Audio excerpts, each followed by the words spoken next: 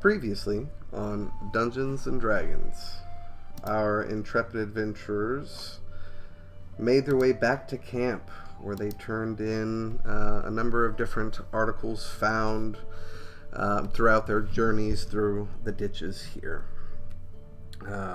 After returning, recuperating, communicating with other members, other dredgers here in the ditches, eventually continued heading southward for a lack of actual cardinal direction to further explore in the direction of the ditches you had in the previous day. You made your way through the winding tunnels, over the gnarled roots, through the rock and mud encrusted tunnels, and found yourself passing through that familiar chamber where you encountered the undead figures and the strange violet fungi that seemed to rejuvenate from the pulsing light of the gnarled root there within the chamber. After destroying the creatures and discovering some root vegetables within the chamber that might help bolster the rations of the camp supply, you returned, recuperated, and have now found yourself back here in this chamber once again. You start to make your way towards the large, kind of cracked hole in the northern wall of the chamber that seems to be adjacent to another room of some sort. It's very hard to tell. You guys decided to turn back before investigating further. As you started to make your way towards this point of ingress, suddenly Gregort jotted to the left, his amphibious eyes kind of pulsing and glowing, focusing in a particular direction.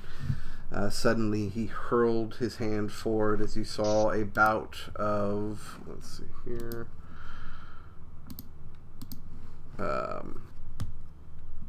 I would say a bout of ice kind of being jotted forward, because that's what he has.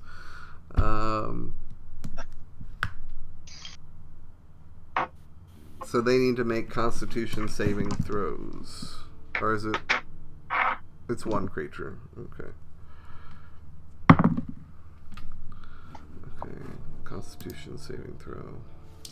Does everybody have their maps open? I do. Yeah. Yes. Okay. So that is a fail against Gregort's saving throw. Yeah. So Gregort does 1d6 plus, it's just 1d6 cold damage, and the creature has disadvantage on its next weapon attack roll it makes before the end of its next turn. It doesn't really have a weapon, but took d6 cold damage. So I will jot that down here. And very quickly, I need everybody to roll for initiative. All right. Oh man.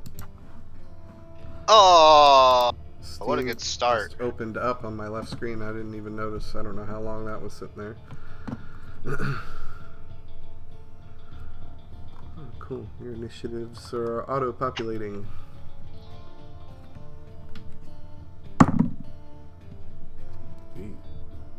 My god, it is not want to load my D&D Beyond right now. Is there music playing? I can't. It should be I had playing. to turn mine up a bit. Sorry. There you go. Yeah, I had it turned down earlier. There you go. Should be more audible. Have you, off the note, have you watched or listened to Midst, Aaron? Yeah. I Midst. tried to check it out. Yeah. Maybe it was just bad timing, but everything just seemed very discordant. It is. I'm sure if I actually listen like unfortunately listened to it maybe once or twice. Then I might start to pick up what they're trying to put down. But at the time, I think didn't you have to have several episodes to actually Jesus. too short. Alright, guys, don't take all those initiative rolls. Just take the first That got a lot more intense. Boards are always ready. Oh shit! I'm in. Gregor. Guys, my D&D Beyond did not want to load, and I was like clicking it. I'm like, why isn't it working? He's got a +2. I'll take that 4. 13. Nice. Dude, I think we all rolled pretty low. I got a 19. Oh, Me yeah, and- well, me- yeah. The halflings rolled 2s on their I got, initiative. yeah, I got 12. No, it auto-tracked. I didn't even have to ask. It just pulled it into my encounter tracker. So, Yep. so top of the round is Archimedes. Archimedes, you just saw Gregor shift jot, his eyes alight, and hurl his hand forward as a bout of cold arcane energy is thrown before him, hitting something in the darkness there. It is incredibly dark here. I believe, Arthur, do you have I have a torch out. a torch out? We did. Okay. So, if you do have the map open and you're looking in that corner, again, this is not normally supposed to be used as a battle map, but we are going to try it. So, I don't know if you guys have control over it or not. What, like moving people? The, Token? for each of the tokens here. No, I don't think we have Oh, control. I see them. I see I 'em. think. Yeah. How do I That's give neat. you guys control? Is it Yeah, John had showed me a way to for us to control them, but I don't know how he did it. You have to right click on it or something in the options of it. Advanced. Am I the one with the cape? The one all the way to the right in the back. Yeah. Yeah. Yeah. Yeah. And I'm the one with the spear in his hand and shield. Oh, the Correct. guy at the cape's got a beard and like a cigarette. Or a piece of straw or something. I don't know. I just It's I only have access to the free assets, and you have to manually I know. look through every one of them. You can't search like them. It's funny. It's Gregor, it's just an actual frog. Yeah. That's That's I knew I could easily find that in the familiar section, so and I just blew it up, you know. But so yeah, Gregor took the surprise round, taking the shot. Unfortunately, he did not It's like inform you Deez guys. has He a just mohawk. immediately jotted over. But Archimedes, you are quick on your toes. Your allies, you have a halfling. You have Bourgeot just kind of in front of you. You also see Aram about 5 feet in front of him, and then just kind of to your left, you can see Arthur fully garbed in armor. You might be able to squeeze in between the two if you're really trying to get ahead, or halflings shouldn't block him. The halflings shouldn't block him, I don't think, because I mean, no, but they can go between other spaces, so he's not. Well, with where he's standing, because I believe Archimedes is human, with Sure. a fire kind of lit in front of you, the source of light being in front of you, trying to see past that into the darkness. Yeah, it's impossible. It's going to be Yeah, incredibly be difficult. impossible. So I'm gonna Yeah, say you maybe totally. saw Greg launch a burst of arcane energy in a direction. So clearly something's going on. But right now you're kind of I saw the direction. you saw the direction, which is clearly the other side of the room. So and again Well, that's fuck it. I'm gonna blast the guiding bolt in that direction. I stick my hand between the two guys in front of me. okay. So you can do that. Just be aware that is at disadvantage. Oh, okay. Because you can't see. Because you don't- can't see. you know, That's right. how it works mechanically. Yeah. All right, let's try it. Yeah, it's my torchlight. It's not. All right, it was a 10. 10. Hold on. Unfortunately, just misses. Oh, Damn. You see the pulse of this kind of almost this like negative energy spectrum of aurora borealis kind of burst across the backside of the room as it misses the target. But does it kind of highlight them a little bit? Because that was my whole point for the guiding bolt, was to send a light that way. It doesn't highlight them because it did not land. Unfortunately, it just hits the wall and kind of dissipates because it doesn't make contact with the creature. Because I'm thinking light just emanates from this burst. True. it probably lit up the thing, but only briefly. I mean, yeah, it was like a pulse, a burst. It's like we threw a flare by something in the darkness, but it hit the ground now, and it's been in darkness for a second. But that is your action. You still have bonus action and movement. Then you can just kind of click on the map and to tell me where you want to move your dude. I'd say it's light, kind of slight difficult terrain to just kind of pass through. Since Borjo is a halfling, I'd say you'd be able to squeeze between him and Arthur if you want, though. Unless you're fine with where you're at. Sure. Let's move me. I don't know how far I can move. Each square is 5. 30 feet. How many boxes is that? 5. Again, right now, each one is 5 feet. We're going to try to treat this as a standard battle map. It's not supposed to be one, but this is... You have like 30 feet of movement, right? Is there difficult terrain or anything? For him, just moving through in between Borjo and Arthur will be considered difficult terrain, so that's 10 feet of movement. But then you'd still have 20 feet of movement after that. So... Well, let's move me within 30 feet of these guys. Okay, so I'd say, again, to kind of just pass through the space and get to here... You're already at 30.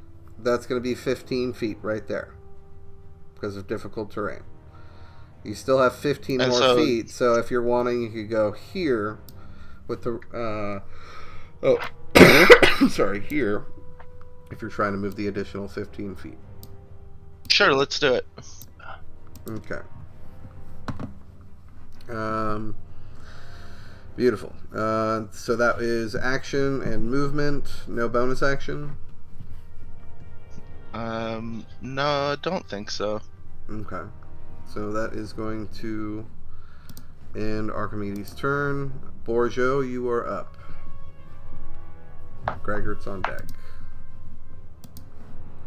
I'm up. Did Aaron go? I rolled a 5. I rolled a 4. That was my first one. If we're going off that. Yeah, and I rolled a 12. For your initiative rolls, you had higher initiative than Aram. My first one that I rolled was a 4, but I accidentally spammed in 4 rolls, so. Oh, okay. And so Casey's got a 12 as well too. No, I have that in here. So I guess if you roll again, it'll replace it before I launch it. So, but it's okay. I changed your initiative, so next in the order would be Gregor then. So. Oh, because it sent it to the thing is why it was. Correct. Yeah. It already updated. I'm using the encounter builder on D&D Beyond. So it's Gregor's turn. Gregor is going to launch another bout of ice-like energy from his amphibious palms. And that was a con save, right, for them? I believe so. Yeah, it should be a Constitution saving. So it does succeed on the save on that one. We'll say he kind of follows up by trying to launch another kind of ice burst at the other you guys have faced this before, mud zombie that stands there on the other side of the room.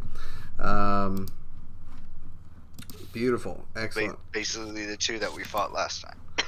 I wouldn't necessarily say that, but definitely It's familiar. Familiar foe.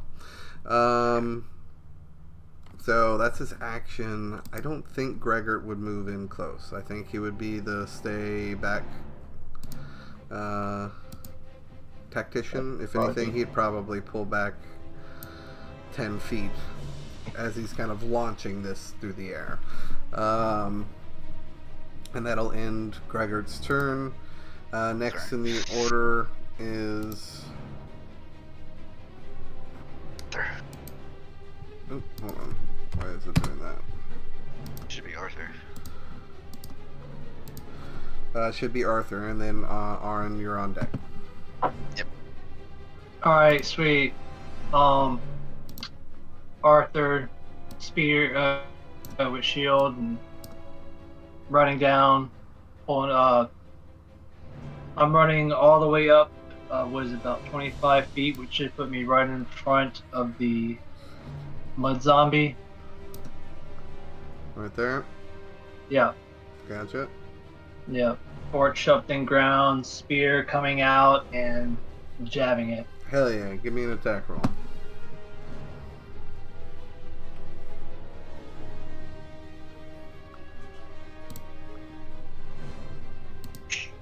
Alright, there we go. Damn. 5 misses. 5, I'm afraid, does not hit. I'll say as you kind of jump forward, you don't realize it, but there's kind of these like pockmarked holes in these mud zombies as they kind of lurch themselves forward. And fucking dumb luck of the worst kind, where you jot forward and the spear literally goes like swish right through the pockmarked hole in the mud zombie, not making contact at all. Damn. That is your action. You still have bonus action and 5 feet of movement. Sweet. That's going to end my movement. I'm standing my ground. Bonus action. Can I do one of those like Spartan kicks? For like an unarmed strike? Yes. Sure. Just a straight D20 roll. 13. 13 does hit. So what's your strength modifier? +1, so D&D Beyond says it's 2. Correct. Yeah, so 2 points of foot to the fucking base damage, or no, to the gut. Cool.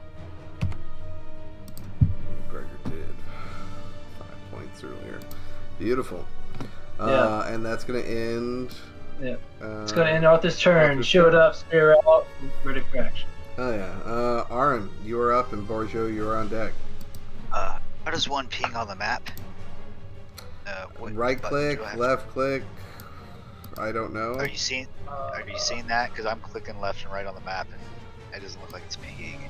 I just want to make sure I can ping, just so I can let you know what I'm doing here. Keep trying to click on you, and it keeps clicking on him. There you go. Whatever you just did, that's how you do it. That wasn't me. Oh, damn. That wasn't me. Who did that, and how did you do it? That was me. You hold the left click. You hold the left it. click down. You hold it down and Sweet. ping. I got it. I'm the black one right down there. Arthur's Radiance. So, ping it one more time for me. Oh, sorry. Okay, I see. Yeah. I wanted to go. I have 25 movement. 25 movement. So I just wanted to get kind of like right next to that one. Guys, this is already making me not want to do this anymore. Stop pinging if it's not your turn. Sorry. Yeah. I was and trying then to test out. Stop it. That's me doing that. Because I'm moving you. That's my color. Gotcha. So that's fine. I got you. Okay. So I guess I'm just gonna go up in there and can you make it from give it 5, 10, 15? Yeah, I have 25. 25. I it's think 25 would get you here, wouldn't it? From where you were standing? 5, 10, Come on, do 15, one of those. 20, I could go 25. through I was right there. Yeah, slide can't- between his I was legs. right there, so I was going 5. You were 10, just to 15, the. You were 20. right here Acrobatics. because I kept Yes, having I- trouble clicking on him. So 5, 10, 15, 20, 25. can I just go like at a diagonal 5, right there? 10, 15, 20. Oh yeah. Yeah. I just damn wanna it, get I up keep and- clicking and- on Borjo. And flank the one that I can see. I'd be following, I guess, Arthur as he runs up because he's got the light, and I just kind of be skulking a little bit and get in there and just give it a good old shank. Flank him and shank him. Flank and shank. Flank and shank. Do I get advantage on the roll or anything? I mean, your ally is currently engaged with it, so I would say yes.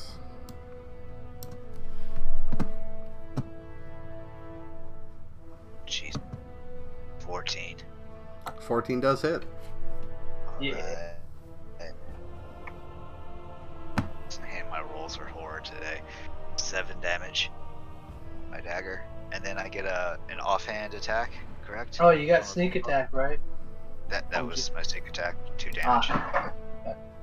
Then I get just a straight roll with my offhand with my other dagger. Yeah, if you want to use your bonus action to do that. Wait, hold on. What else can I do? Okay, no, I don't want to do any of this. Or You can bonus action dodge in case he swings. no, I don't have bonus action dodge. Oh, Not yet. not yet. Okay. Not yet, if it's the thing. But it's just straight roll, no modifiers. Am I correct? Correct. Oh my god.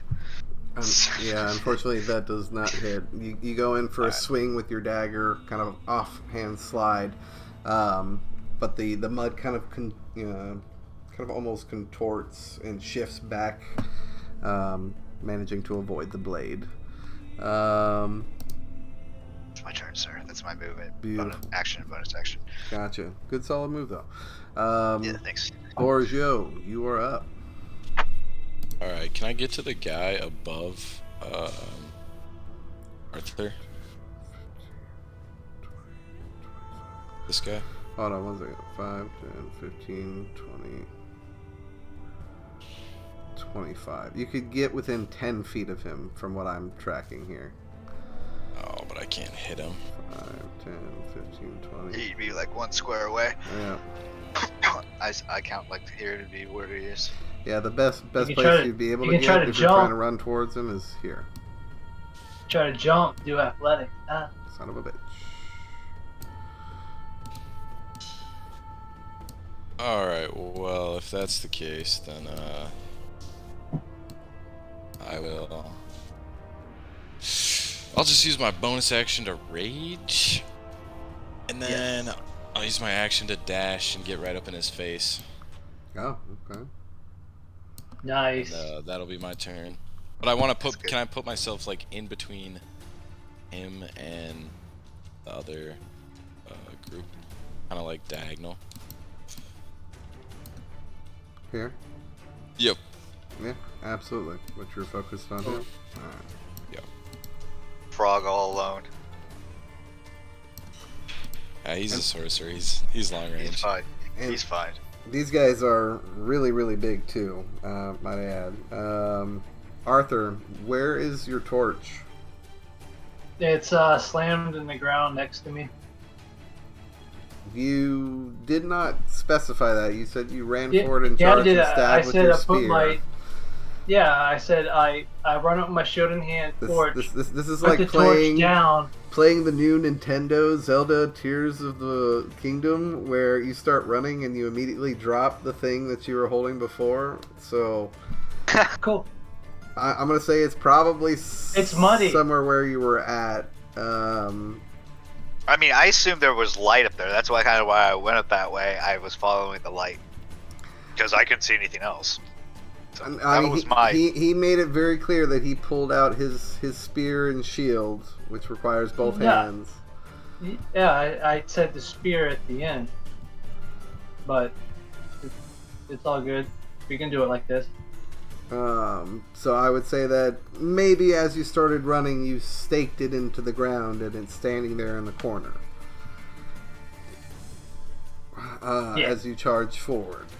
So, what's that? 5, 10, 15, 20 feet of illumination. And then another 15 feet of dim light. Yeah. So you guys are currently in the dimly lit area, then, I would say. Alright.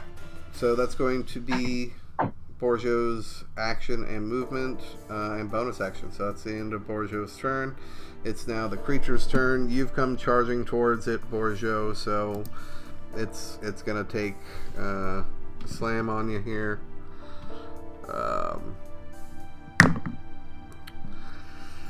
That is a 23 to hit. Ooh. That misses. That'll hit. That misses. Oh, it misses, I mean, yeah. Yeah. That's 2. Can I use my reaction to intercept to help reduce the damage he takes? Can you explain the ability to me completely so I make sure to understand this? Because this is kind of a slam grapple. So he's being picked up. Again, you guys have seen this before. So how are you kind of deterring the damage on this grapple? I guess is kind of what I want to know. Hold up. He throws out a pillow. Yeah, it says, when a creature you can see hits a target other than you within 5 feet of you with an attack, you can use your reaction to reduce the damage the target takes by 1d10 plus 2. Is it the creature that's within 5 feet of you, or is it the creature being attacked within 5 feet of you? It sounded like the target that's within 5 feet. It says, when a creature you see hits a target other than you within 5 feet. Mm-hmm. So the attacker. Yeah. The attacker is not within 5 feet of you. He's not? Oh, I thought he moved into It sounds more like the Borgio. I think you just have to see the creature, but the target has to be within 5 feet. Yeah. Like the target. So say he's hitting. it's a ranged attack, and you could intercept it and stand in front and take the shield. Put your shield up or something. You know what I mean? Because that's in my mind, that's what an intercept sounds like. You know what I mean? Attacks coming in, you kind of just. Yeah, it says the wielder must be wielding a shield or simple martial weapon. Okay, guys. So it says, when it hits a target other than you, when a creature you can see hits a target other than you within 5 feet of you with a range or melee attack that you can see, you use your reaction to reduce the damage the target takes to 0. Right? So if it's a creature hitting a target other than you, you use your reaction to reduce the damage the target takes to 0. Yeah. Which I'm trying to protect you in a way or fashion. No, I get that. Good. I can say like I try to fling my shield out, but it kind of grazes the creature. If that's the case.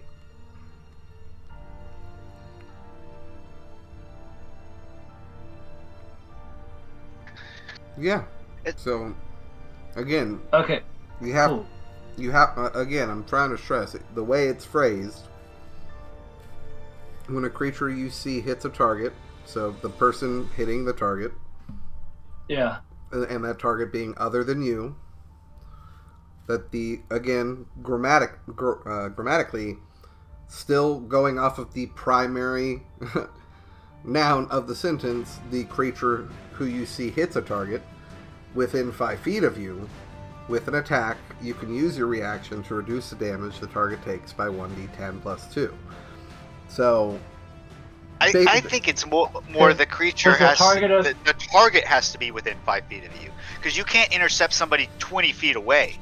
No, right? No, you can't. No, exactly. I can do 10 feet. But you can intercept somebody 5 feet if I have my bike. I don't have a bike. That's what I think. That's how I read it.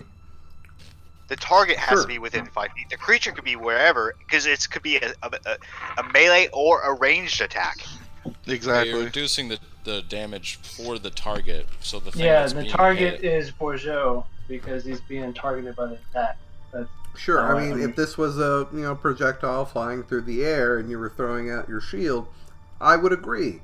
But this is a large mud zombie that is literally slamming / picking him up. Oh, so tell me how you're like doing this... that with your shield in this situation. It's not really attack you can block, in a sense. Oh, yeah, like, as to say, I see this mud mass kind of coming. I flinch at a reaction to try to shove my shield into Borgio's direction, trying to deflect it, but something like that. He slapped his hand and said, "No." Yeah. I mean, that's you're Let's like smacking Gak basically. Yeah, pretty much. Is it doing damage or is it just grappling? Like No. Wait, what? Because if it's just grappling me, that's different than if it's like attacking me and causing damage. Like if it swings a sword and you throw your shield, I'd imagine it's squeezing you. I told you how much damage it did to you.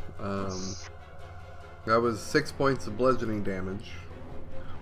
Right, which would be half to 3 anyways, because you are raging, and if you are medium or smaller, which you are considered grappled. That's just how its slam attack works. Right, so it's not like it really an attack. It's more like it's grappling me. So it's like... Again, just narratively speaking, it doesn't really make sense that you throw out your shield. That's all I'm saying. Alright. So in this instance, I'm going to say not really applicable. If something was shooting or throwing or whatever, I 100% agree with all of you. That would make 100% sense to work. Okay, cool. Yeah, I was just curious about the type of situation. I wasn't sure if it was projectile or like mud arm. It's not an attack, it's an actual grapple. So, Gotcha. Now I get it. Sweetness. They call it slam, but it doesn't really make sense. But anyway, sets them down. Mud slam. Nicely. So that's the first one. Second one goes for. I mean, Arthur, you're the one that's like ran up straight to it and started jabbing at it with a spear. Yeah, baby. Let's do this. Did Bourgeot take damage? Did you get to that part? I know we were just 3. Yeah, he says. Yeah. He took 6 6 half points. because he was raging. 3. Yeah. And is he grappled or something as well? Yeah. He is grappled. Okay, I'm just trying to understand the situation. Got it. Understood. And the other large, towering kind of mud creature that stands before you kind of slams downward towards you as well. That is an 18 to hit. That's my armor class, so... So that is 10 points of bludgeoning damage. And you are considered grappled. Back to the top of the round. Archimedes, you are up. Excellent. Let's see.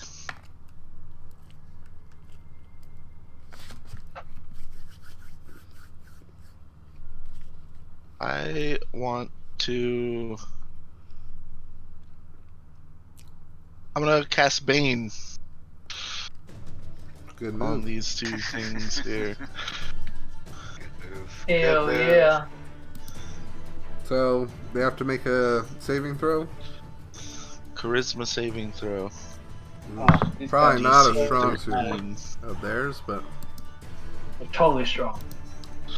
Huh. No. Due to their modifier, that's going to be a 9. Nice. And Sweet. the other one, even worse. So, they're both considered baned. Hell yeah. That's attacks and ability checks? Attacks and saving throws. Attacks. Yeah, they have disadvantage. Nope. -4. Or minus -4. -4. That's right. I played Cleric Master campaign. Yeah, that's right. I remember. I remember. I casted it all the time. Right. Oh, That was like my go-to at the start of every battle for like months. yeah. It's like my Divine Sorcerer in the other game, but every time I go to want to cast it, I can't. I gotta heal. So they are considered baned. Tell me, what does this bane look like when you cast it, Archimedes? I don't know. Sparkles. Sparkles. Like coming out of your butt. Come on now. Don't half-ass this. I'm not. Everything else is like a blue flame light, but He's like sparkles.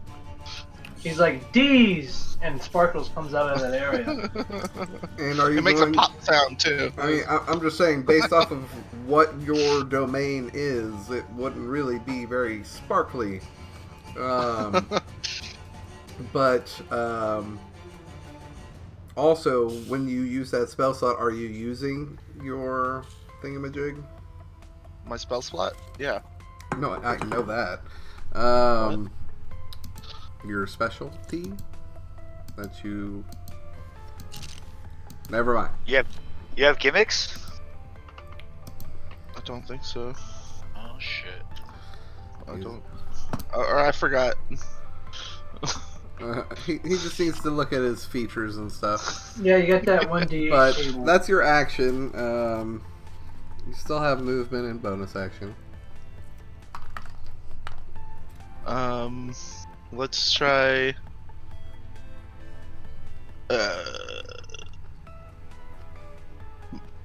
I can maneuver around Arthur there to the thing's side and try an unarmed strike. Don't you have a small buckler in your offhand? Buckler? Little shield? I have a mace. You don't have your shield on? No, I believe I do.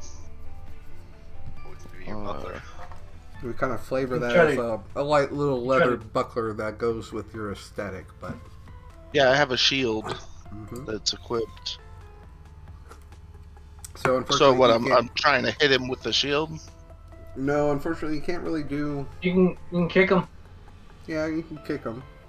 You're like Spartan kick. Oh, inspired by Arthur here. There you go. You need to get kick shield mastery. Yeah, that's actually a feat for you to do that. Yeah. Shield bash. But go ahead and give me an unarmed strike as you run up and kick him. Need that other Red Bull. Just 12 Okay. misses, doesn't it? 12 hits. Okay, good. Alright. 10 will miss. Alright, 3 damage. Air delivery. Oh, thank you. You didn't have to do that. I was gonna come. I'm there. Are there any baked goodnesses in there? Yes. The thing is, D&D Beyond does a I got very one terrible pretzel job of and telling there's, me what my special stuff is. I need to go find that one page that has it all This is laid a out nicely. This is a third-party class, so this is all like Yeah. stuff that was like ported into D&D Beyond. Thank you. And there's 2 croissants too, if you want to. Yeah, I love that. What? I love that. Thank you. You want a croissant? There should too? be like, Sure. you should have like a feats or traits thing maybe? Under your actions or... Oh yeah, features features and Features and traits. traits. There you go. And if you look into It's the just the features way and it's all traits, laid out is kind of fucking Yeah, with it's me. a little weird. It was- it should be in there. Features and traits.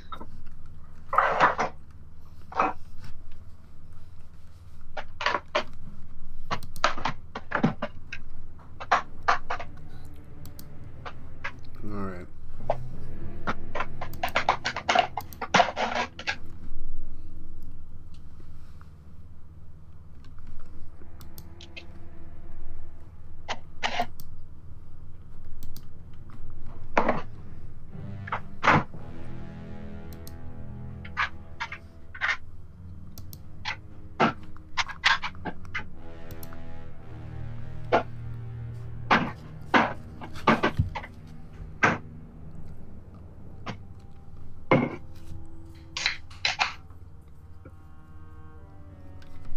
So my turn's over. Oh, okay. You still have a. Oh no, you did your bonus action. Yeah, and I moved. But you're not doing your. Well, I did Bane. No, I know that. You have a class feature or something that you were. There's Oh, some- okay. I looked it up. I can. I have to read it. Gotcha. Okay. Well, next time. Yeah. So next On Dragon Ball Z. in the order is going to be Gregor. Gregor's going to hurl another bout of ice at these guys.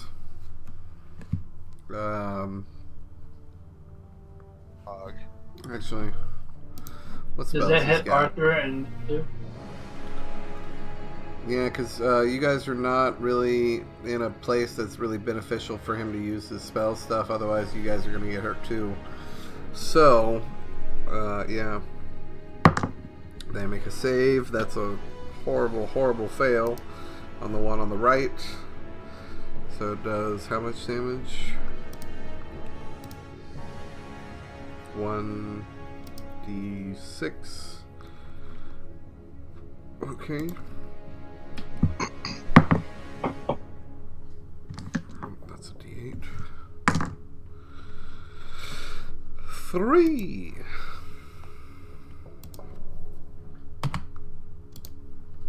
All right. So Hey, so when it says that when I use a spell of a certain level, it says I can use a bonus action on the same turn. Does that mean it gives me an extra bonus action to do this?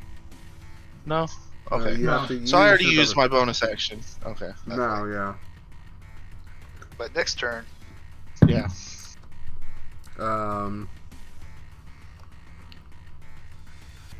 Yeah, Gregor throws another bout of arcane frost, and that's going to be his turn. Arthur, you are up. All right. I'm gonna flex my muscles in my armor and crunch them in and explode out, trying to break this grapple. All right, So, go ahead and give athletics. me athletics. Yeah, that's a 22. You successfully managed to break out. The arms kind of splash off to the sides, and you watch as kind of a new set of arms start to grow out from the large mass of mud. Yeah, But you stand there free. yeah. And as I whip around, still face to face, shield in hand, I stomp my foot and I'm like, not today! And as I do that, I bolster myself with Shield of Faith. Shield of Help. All right. Yep. I'm so behind. I'm still on like episode 50. So bam, that gives me a +2 to my AC. Oh, that's neat. Very nice. So that is your action and bonus action. Yep, and I'm standing my ground, readying for anything to come. All right. And it's my turn. All right. You are up. Oh, my turn? Mm-hmm. The heck? Well then, going to shimmy around to the back side of this thing and give it a good old sneak attack. So you're trying I to. guess. Just get what is it here? Right here. Just go one square over, I guess. Kind of get around a little more around it, and give it a little poke. All right. Go ahead and give Do me I a attack get roll. advantage? Yep. Do I get advantage? Yep. Or- Yep. Yep. Ooh, that was close. 24. That hits. Yeah. Nice. Double threes. So 9 damage. 9 damage. And I think I will do another attack. My bonus action. 12. That hits. 12 hits. Oh, that's not right. Should only be 4 damage. Sorry. Oh, 4 plus my dagger is 1, right? Wait, what do I get? Right. Plus 3. No, my you're- dagger's plus 3. The roll hits, but you get to add the normal damage to the damage roll. You just don't get to use it for the hit. Hit. Okay, so it was shit, I rolled the roll there.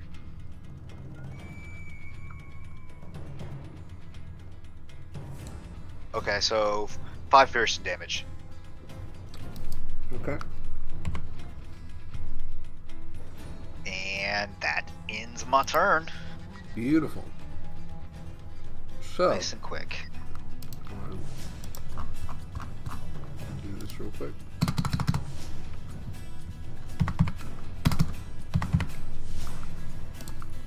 Alright, as you kind of slide, go into like a semi-dash, go into a full slide, pop up, go for a stab, cut him across the back, and then go in for another jab with the point of your offhand blade.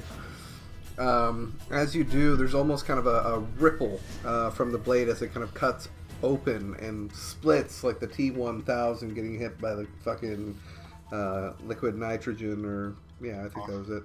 Yeah. And as it kind of flops out like that, it kind of flips and lands into 2 separate creatures there before you. Son of a bitch. One currently now facing directly at you. I'm sorry, guys. Are either of those 2 baned? Those 2 are not considered baned any longer. However, this one is still considered baned up here. Dang. Not even one of them? Technically, they're They're 2 new creatures. New creatures now. Yeah. It has evolved. You know what? Here's what I'll do. I'll have them roll to see if they. What's your thing? What's your save? It was 13, right? Yep. Sounds about right. All right. That was charisma. Yeah. Yes. That's a fail for the one that's still standing in the same spot. Success for the one that is currently facing towards Aaron. So 2 out of 3 are banged. Correct. Nice. Okay, I'll take that. Small remnants of sparkles still are present. So, Aaron, that's your attack, movement, bonus action. That's going to end your turn. Borjo, you are up.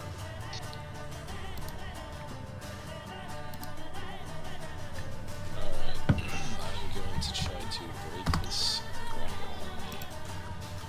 Alright, go ahead and give me an athletics check. Yeah. Oh boy, that is the slowest dice roll animation I've ever seen. So that's like my Computer iPad. going slow. It's literally like. So we Oh, get the stuck. suspense is killing me. Was it a Chromebook or something? Oh, it's a HP. 8. Oh wait, I get an advantage on athletics check because I'm raging, right? Sure. Yep. Pretty sure. Alright, let's take another slow mo right Yeah. You got this. here. That's the spines. I can like almost see what it's gonna land on before it.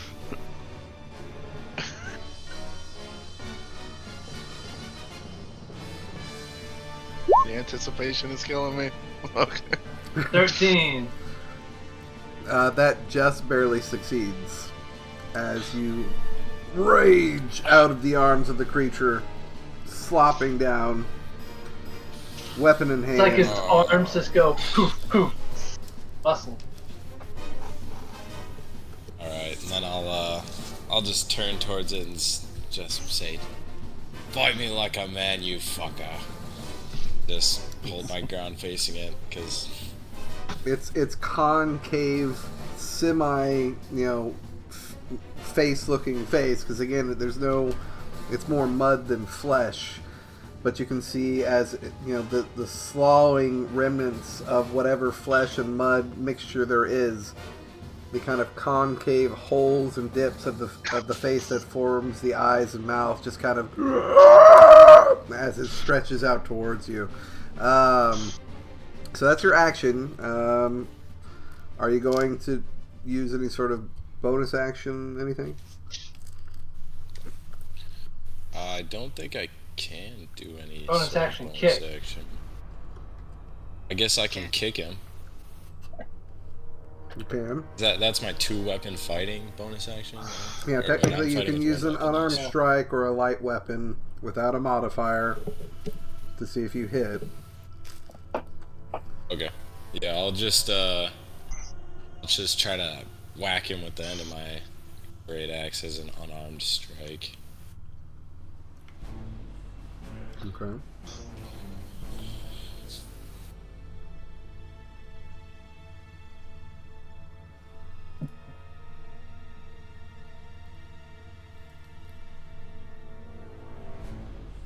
And what'd you get?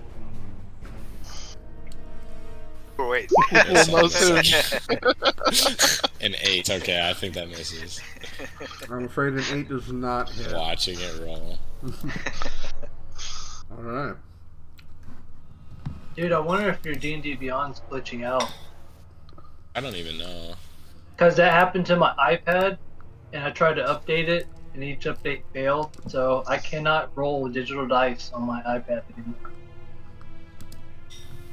Otherwise, it keeps giving me like 4, 6, and like all damage rolls are maxed out.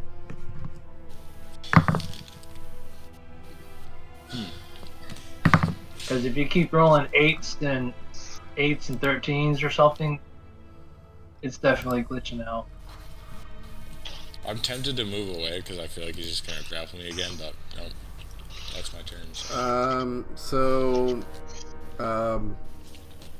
Arthur, does a 16 hit? No, misses. Borjo, does a 14 hit? No. Aaron, does a 15 hit? Yes. Alright, the mud zombie closest. I feel like you're really dexterous. Oh, you're 10 feet away from me, shit. One closest to you goes in for a slam attack. That does D4, 2D4, so 6 plus 3. That's 9 points of bludgeoning damage. And Ouch. you are considered grappled.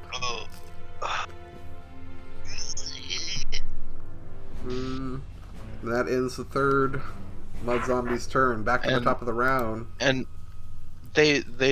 you accounted Bane into there, right?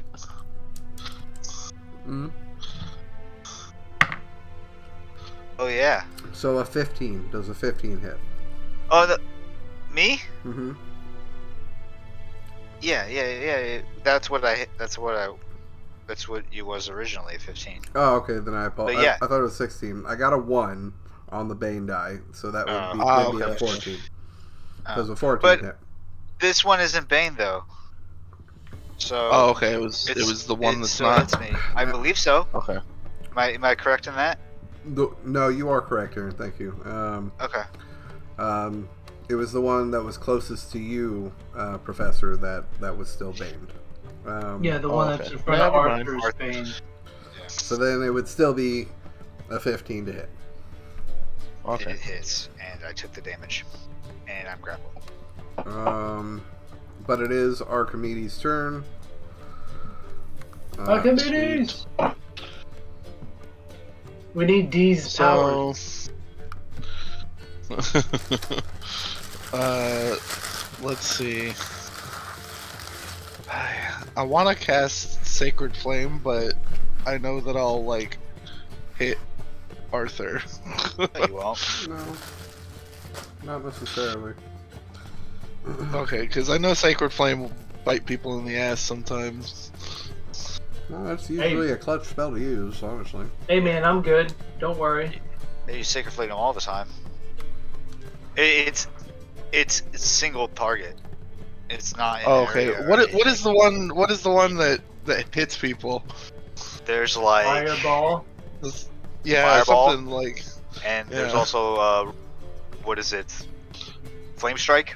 Flame Strike and Moonbeam.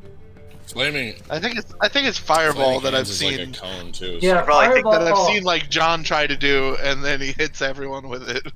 Yeah, I think I did that one time by That's, accident with Delmont That's Burning back Hands. in my last campaign. Oh, Burning Hands. That's it. Yeah. Mm-hmm.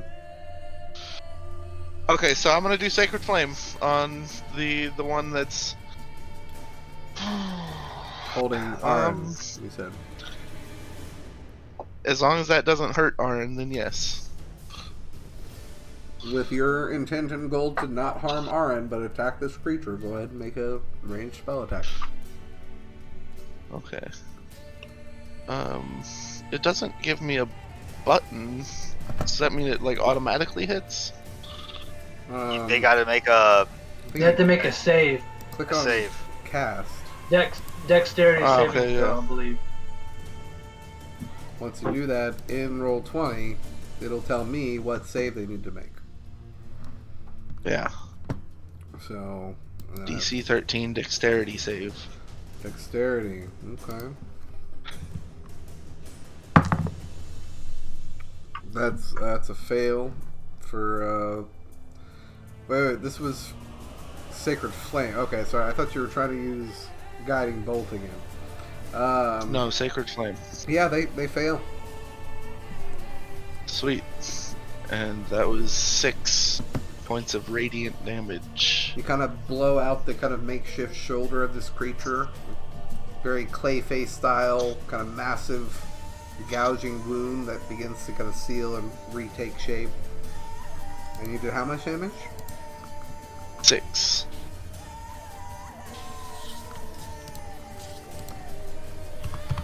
Okay. Beautiful. Now, that's a cantrip, so that doesn't count as casting a spell with a spell slot of first level or higher, right? Correct. Yes, so if you have a bonus action spell slot, you can do it right now. Okay. You're doing it, Peter. You're playing. It's working! I'm trying to use my Bang! special ability. Now this is pod race. Well, Sacred Flame is a special, or do you have to expend a spell slot for your special ability? Now, for the I have special to- ability, he has to burn a spell slot. You have to Gotcha, burn yeah, his okay. soul. And I think, Which I'm not sure if I want to, because it'd be my last spell slot. you know, I would save it. That's a good call. What would Archimedes? So let's see how this fight goes for a little longer. I'll use my bonus action to kick him. Okay. Yes! Everybody's kicking people. I love Yeah, it. because he said I couldn't hit him. We'll flavor 'Cause I'm holding like that damn shield. you're hitting him with your buckler, but again, it's going to be equivalent to unarmed strike damage as You're opposed to backhanding him. what you would get your if you had the hand feet. behind the buckler. So, Exactly. Alright, so 14, that hits, right? 14 does hit. Yeah. Yeah. And you're striking the one that's directly in front of you, right? Yes. So, launch this Sacred Flame, then turn and kind of bitch smack this other one to your direct vicinity here. Do we hear an Caught him echo? off guard. 3 points of damage. No, you do not hear a. Damn. So, and that is your action, bonus action, and you're going to chill there, I'm assuming. So, Yes. Next in the order is Gregort. Gregort.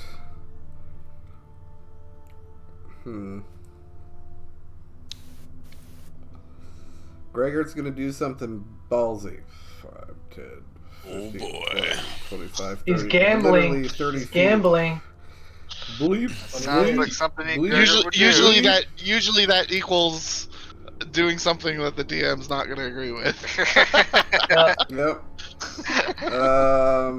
Now, only when it's potentially just trying to game break or remove any sense of, narration or storytelling elements or anything. Try to destroy our cleverness.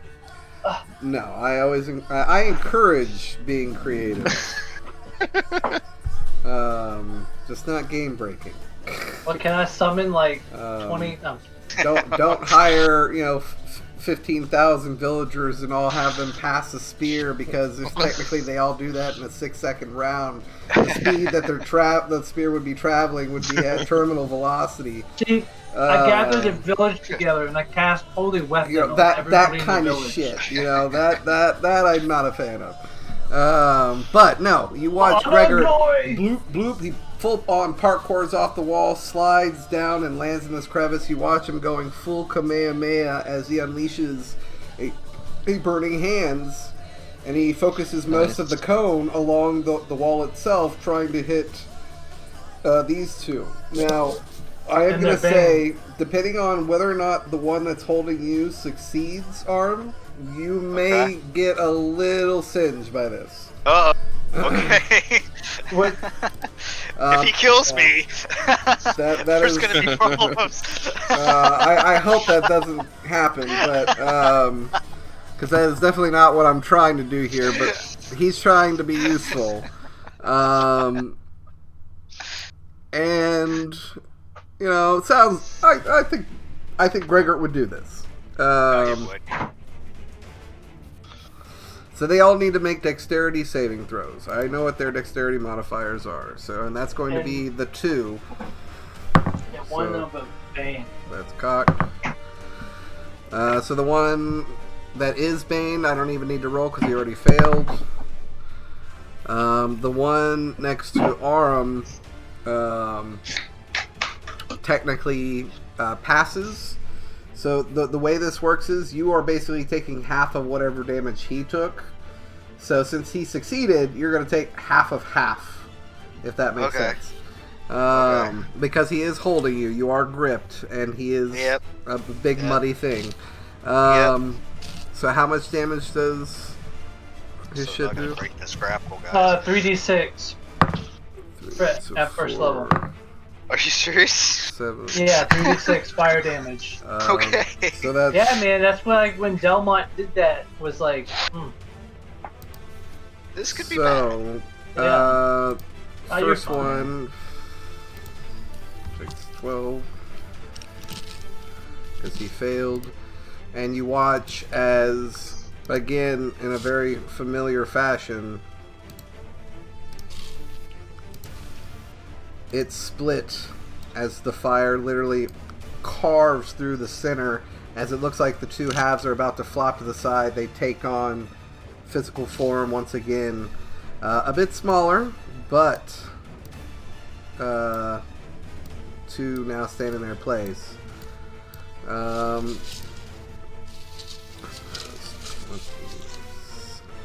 Okay, so this will be 7. And the other one. Okay. Beautiful. So, and then the other one took 6 points of damage, and Aram, you take 3 points of fire damage. Oh, jeez. Sorry, Gregor says.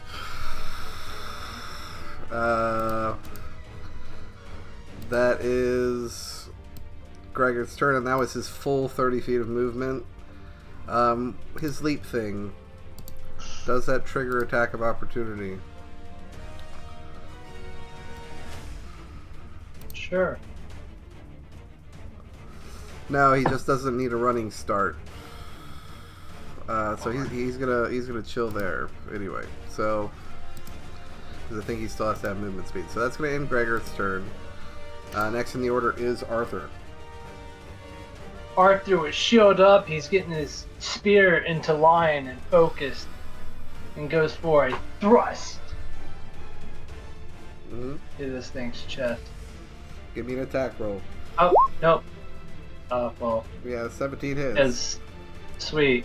So, I am, as he's thrusting in there, you hear him go, "Vanquish!" as I pump some divine smite. Nice. So the piercing damage is 7, and the divine smite, is this thing considered undead? It is undead. Then it takes 3d8 radiant damage. Nice. It is called a mud zombie. Yep. So Hey, just making sure. 7 damage so far. And 12 points of radiant damage. How do you want to do this? Okay, as I jam forward saying "Vanquish," you see like this amber flame kind of like spin up the staff blade and pulsate inside this thing's body as this like erupting amber light comes out from inside. Beautiful. I love it. And as it kind of explodes outright, you and a lot of your colleagues are kind of splattered with the sloughing remains of what was this mud zombie as it stands there no more. Yeah. And then I turn, and with the rest of my movement, I progress to the mud zombie that has Arwen. And I'm like, "Unhand him!" as I go forward, and it's my turn. Alright. Beautiful. Solid turn. So I should be next to the other mud zombie that has Arwen. Yeah. That I moved you 5 feet forward. Yep, sweet. That's the one that has Aram. And then Aram, you are up. Yeah. Borjo, you're on deck. What is it? I think So you can make an athletics or acrobatics check to break the grapple. Yeah. Or Acrobatics, this shit. or you can I'm simply skidding. attack. Nah, we're gonna try and break the grapple. I gotta get out of here.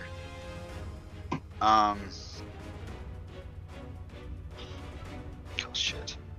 13. 13 just succeeds. You manage to Thank God. just barely wiggle out and slop down onto the ground, catching yourself kind of staggering back and readying to face your opponent. Bonus action, disengage, and I'm going to get behind these. So right there. 5, 10, 15. These nuts. Yeah, and I'm sulking low as best as I can. Next I'm is trying to hide, but I can't. I don't have an action to hide or anything. But Alright. Solid move though. Alright, so that's going to be Arm's turn. Borjo, you are up. Alright, well, since Arthur's facing off against this one that was previously holding Arn, I'll just turn There should be back one towards- missing now, right? Yep. Technically, Yeah, Yep, the one, it's like- gone. Arthur is kind of standing where it was previously standing. Again, it kind of. I just still see 3. Oh yeah, my armor has the slight. There were amber 4 because hue another to one it. split. Oh, sorry, I didn't hear that. Yeah. I must not have been paying attention. That's good. Yeah, My dude. bad. Clean Go your ahead. Miss fucking Gregor's ears. cool moves. Well, No, I Yeah, heard that. Gregor, MVP.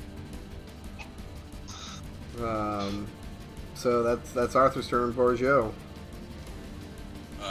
I'll just Borjo, just same one that he's been fighting. He'll take a swing, kind of do like one pull around his head, and then try to whack at it in the middle. Nice. All right, go ahead and give me an attack roll. Like Tears of the Kingdom style. You're like spin. Oh!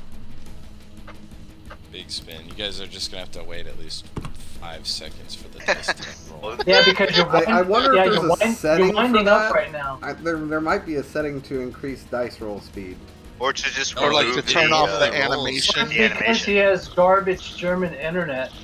Oh, I'm gonna assume a 9 misses. a 9 does not hit. I'm Do afraid. you still have inspiration? You can use that. Is if you that the want. little sun? Yeah. Yeah, you could technically use your DM inspiration.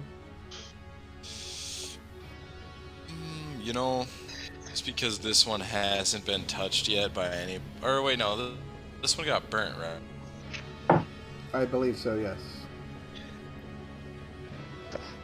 Because remember, the one you were engaged in actually split into two, so. Yeah.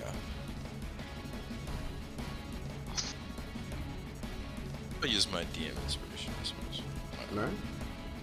Go Do ahead and give me another attack roll.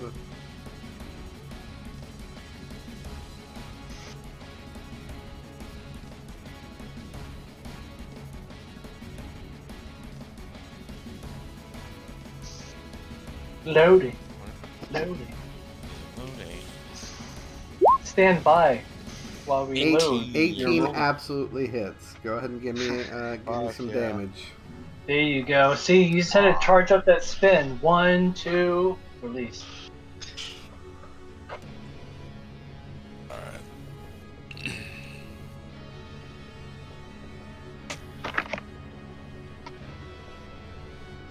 How much damage did you do? Fucking a lot. Is that a 1 on the die? 4, I think. You could re-roll the 1, can't you? There you go.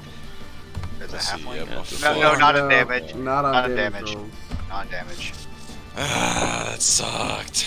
Alright. Alright. You slash You put across, too much velocity into it. across its chest. But that's going to be your action. You still have bonus action and movement. Spartan kick this thing. Bonus action, give him a little kick. Alright. And I'm just gonna make sure that I'm still kind of separating this one from the other two with my movement. So. Alright, so go ahead and give me an unarmed strike. I'm imagining like a Van Damme style kick. It's so sunny here. From a little halfling. That's exactly how it would be. Yeah. 12. 12 does hit. Right to the knee. The thing's going, ah! Ow! That's basically the sounds you're hearing. So it takes additional 4 damage. Beautiful. Noise. Sweet. That's solid. Kicked it as hard as I swung my axe at it. Oh yeah. Alright. You use the momentum of your spin to insert the center of your foot to its kneecap. So. And it's like that Mortal Kombat combo where you see like the knee go.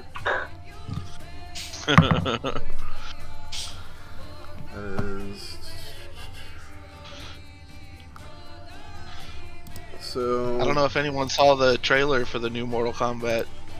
It was fucking brutal. Dude, it's fucking intense. I saw that Mortal shit. Kombat 1.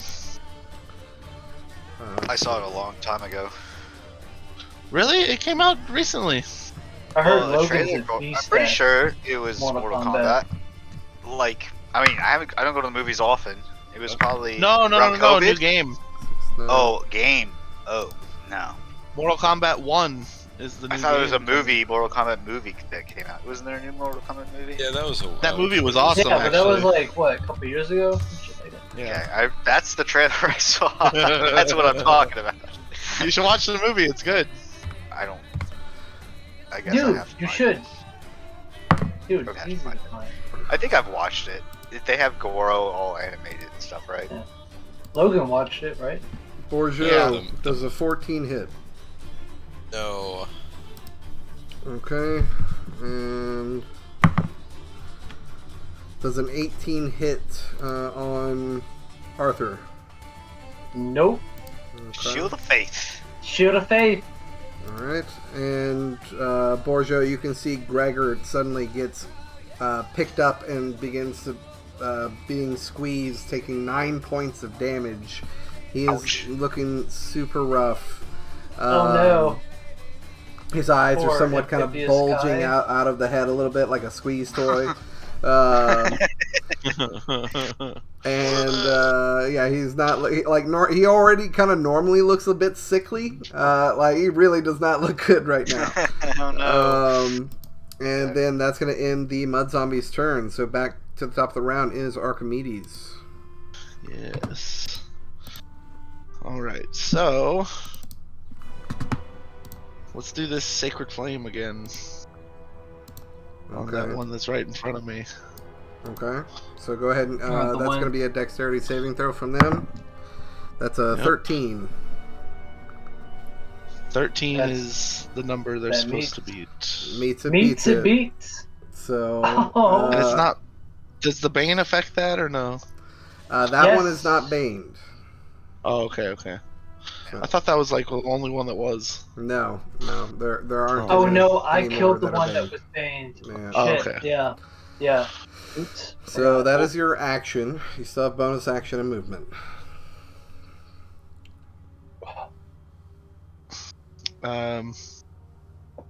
Let's go with a little shield bash. So you move forward. Whatever it's called. And go in for an unarmed strike as you kind of backhand him with your shielded hand. Go ahead. 14 hits. 14 hits. So what's your unarmed strike damage? Do we hear a slap this time? 3 damage. 3 damage. Let's see here. We hear a sloppy thwack. Echo. What? Okay. Like somebody slapped a Jello. Yep. Blah. Beautiful. So that is your action, bonus action, and a little bit of movement. I'm assuming that's going to end your turn. So next in the order is going to be Gregert. Gregert is going to try to use his action to break the grapple. Doesn't he have like a slime thing? Like a gland thing he can use? Give him an advantage? It just basically does poison damage to things that touch him. Does the thing take poison damage? Probably not. They're immune to poison damage. Yeah. I mean, would Gregor be like, oh shit, I need to squirm out, I don't care, slime. He's going to try to use his acrobatics, so that is a 16, so that does succeed.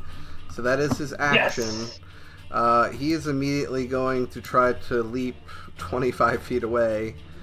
5, 10, 15, 20, 25. However, that does leave him potentially open to an attack of opportunity from the guy that he was engaged with. So, let's see. Does Borjo have a reaction? Oh. I don't know. Does Borjo have something he can do? Oh, I can't. I don't have interception or anything like that.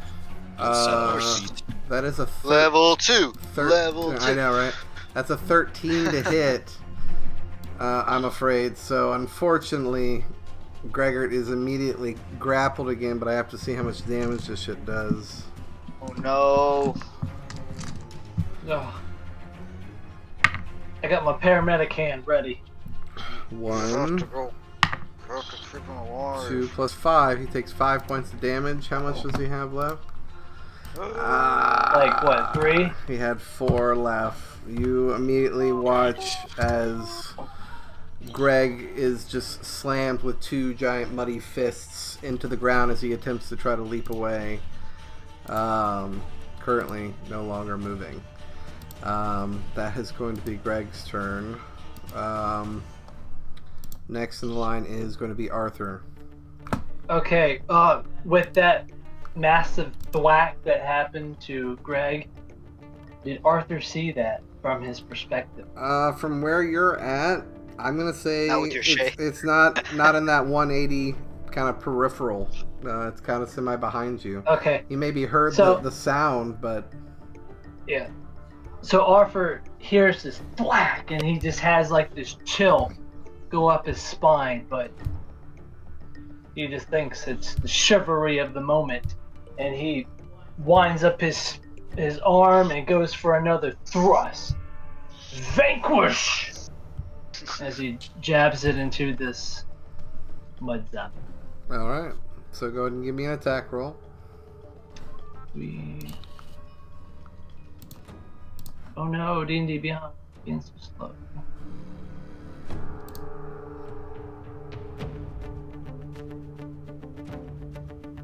Is a 21 hit? 21 absolutely hits. Sweet. He's gonna take 3 massive points of piercing damage.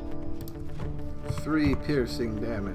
And as I go to jolt this, as I go to jolt my spear out, I actually I bring my foot up and slam it into its side to jerk my spear out as I'm using my bonus action to kick stomp this thing. Alright. So you go for a jab and then pull back and go for a quick kick. Go ahead and give me an unarmed strike roll. Oh yeah, that's a 5. A 5 does not hit, I'm afraid. You go for the kick, Splash but you mud. just barely miss it. Yeah. Doesn't seem to have much effect. It splatters in my eye. Ah, shit. Oh, Nah, you can get a natural 1. So I'm not shit. going to do that to you. Oh, okay, cool, yeah. So I splat, jerk my spear back, and I have it ready. That is my turn. Beautiful. Alright, so that's going to end Arthur's turn. Next in the order is Arin. Borjo, you're on deck. Shit. Titties and beer. I have nothing. Did I see? The what can I Guardians of the see Galaxy 3? from my advantage here, where I'm standing? Did I see what's happening to Gregor? I would say you're a halfling. Halflings don't have dark vision, right? No, we don't.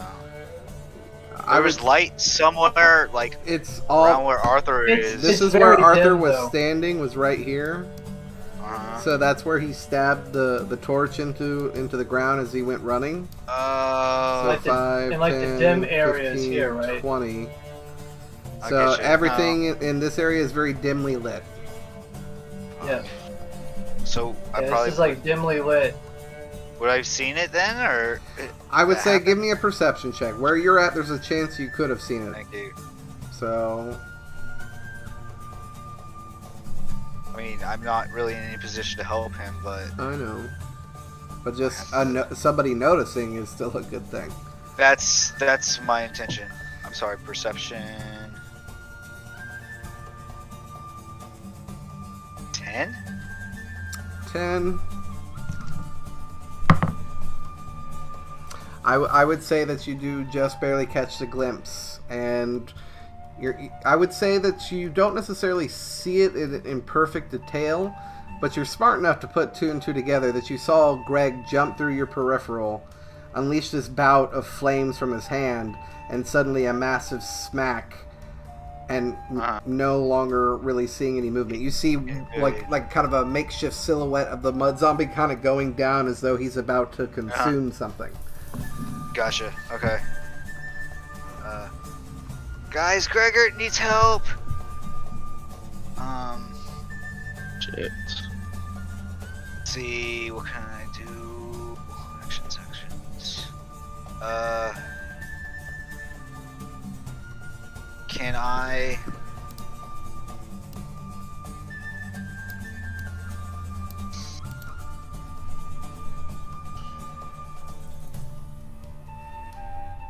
Can I move to like maybe here Yep.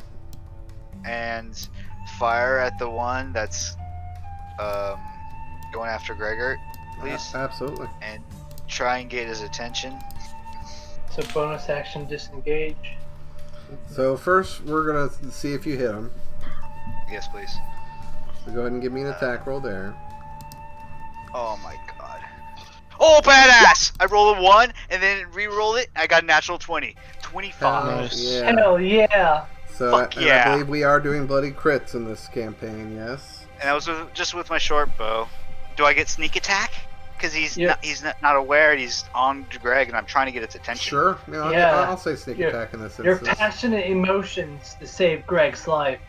So, just roll a regular flat roll for my damage, and then we see what we put with the add the bloody crit damage. Well, it's correct? going to auto roll the 2d6s or however many extra dice for you, Okay. because of the way D&D Beyond works. So if you want to go ahead and roll it, and we won't count that, and then we'll roll again, we can do it that way. But entirely up to you. What do you just want me to do? You want me to just roll 1d6 What's your base damage? Your base is it damage max is... sneak attack and max damage? And then The short bow is 1d6 plus 3, and then my sneak attack is 1d6. So it should be 6 plus 1d6 plus 3 for the short bow damage with a critical. Because Bloody Crits gives you a guaranteed one of those two die at max, and then you just roll the normal amount of die. It makes it to where a crit feels more like a crit. So, so right now... What about the sneak attack damage, too? So how many d6s do you roll for sneak attack? 1. So that's another 6 plus 1d6. So technically that's 12 plus 2d6 plus 3. Okay, so that's 6 plus 12, that's 18 plus 3, 19, 20, 21. 21 points of damage. And I'm like, hey, over here! Nice. Yeah, there was going to be a roll with a set DC based off of how much damage you did, if any. And with a natural 20, I'm not even going to make you do that. It immediately turns to focus on you with that natural 20 as you solidly hit it just right in the head with that bolt perfectly. It's like right in one of the eye sockets. And yeah, it is definitely focused on you now.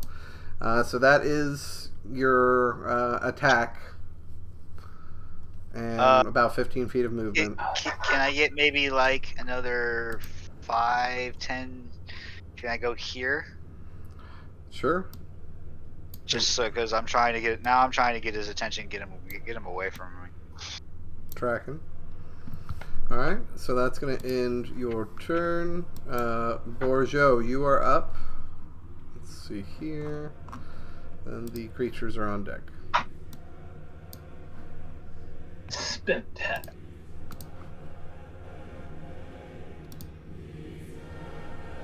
Bourgeot, are you still with us? I cannot hear you. Logan, Sif 4 Logan, you're there. He's checking things.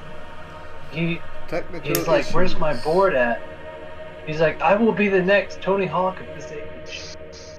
The network apologizes for any inconvenience for the disruption in services this evening. Please enjoy this metal tune. Oh no! Hello? There we go. We can hear you now. Yo, what's up, man? I was like talking, and I'm like, We could see that you were talking, we just couldn't hear you. Yeah, we can see, and we're like, yo, dude. right, but my you know how your screen lights up green when you talk? It wasn't even doing that. Oh, So I don't know if Discord was just not. Your registering. mic might have just your USB port or whatever for your mic might have just cut out for a bit. Right. Yeah, damn HP sucks, man. Am I still within melee with the one that attacked Gregory? Correct, yes, you are actually. It's 5. 'Cause It's just to the right of the one you were attacking. Okay. Then if that's the case, I'm going to take my axe and swing it up and try to hit it in the face too, just kind of where the take it at the chin. All right, you leap up with another fell swoop. An 11 just barely hits.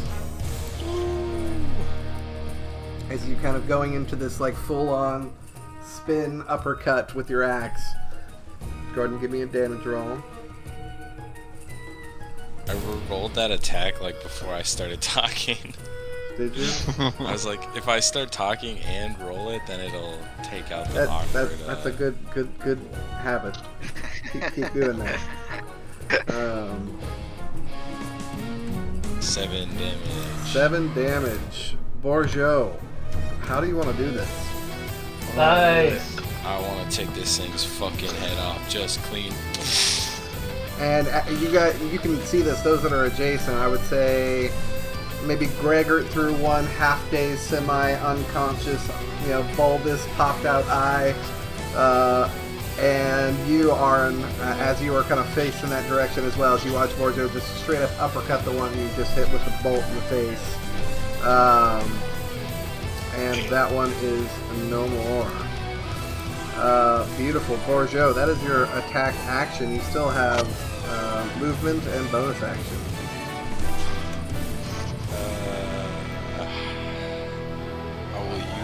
rest of my movement to try to get in front of, or just I guess flank to the side of Arthur up against his last zombie.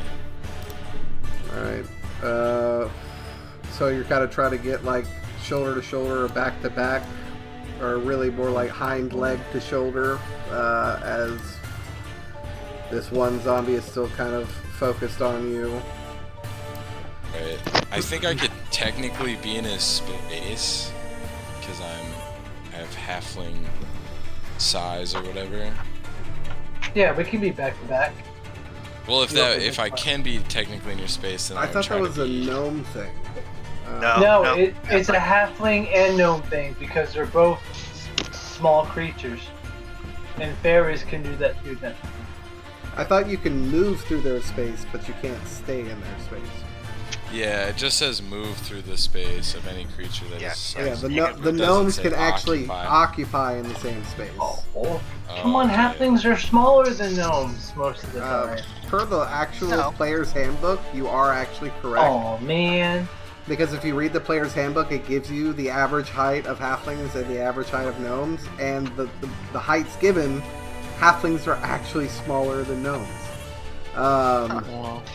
I think that was an oversight, to be honest. I think they just used their random... Quarterlings. I think they just randomly use their...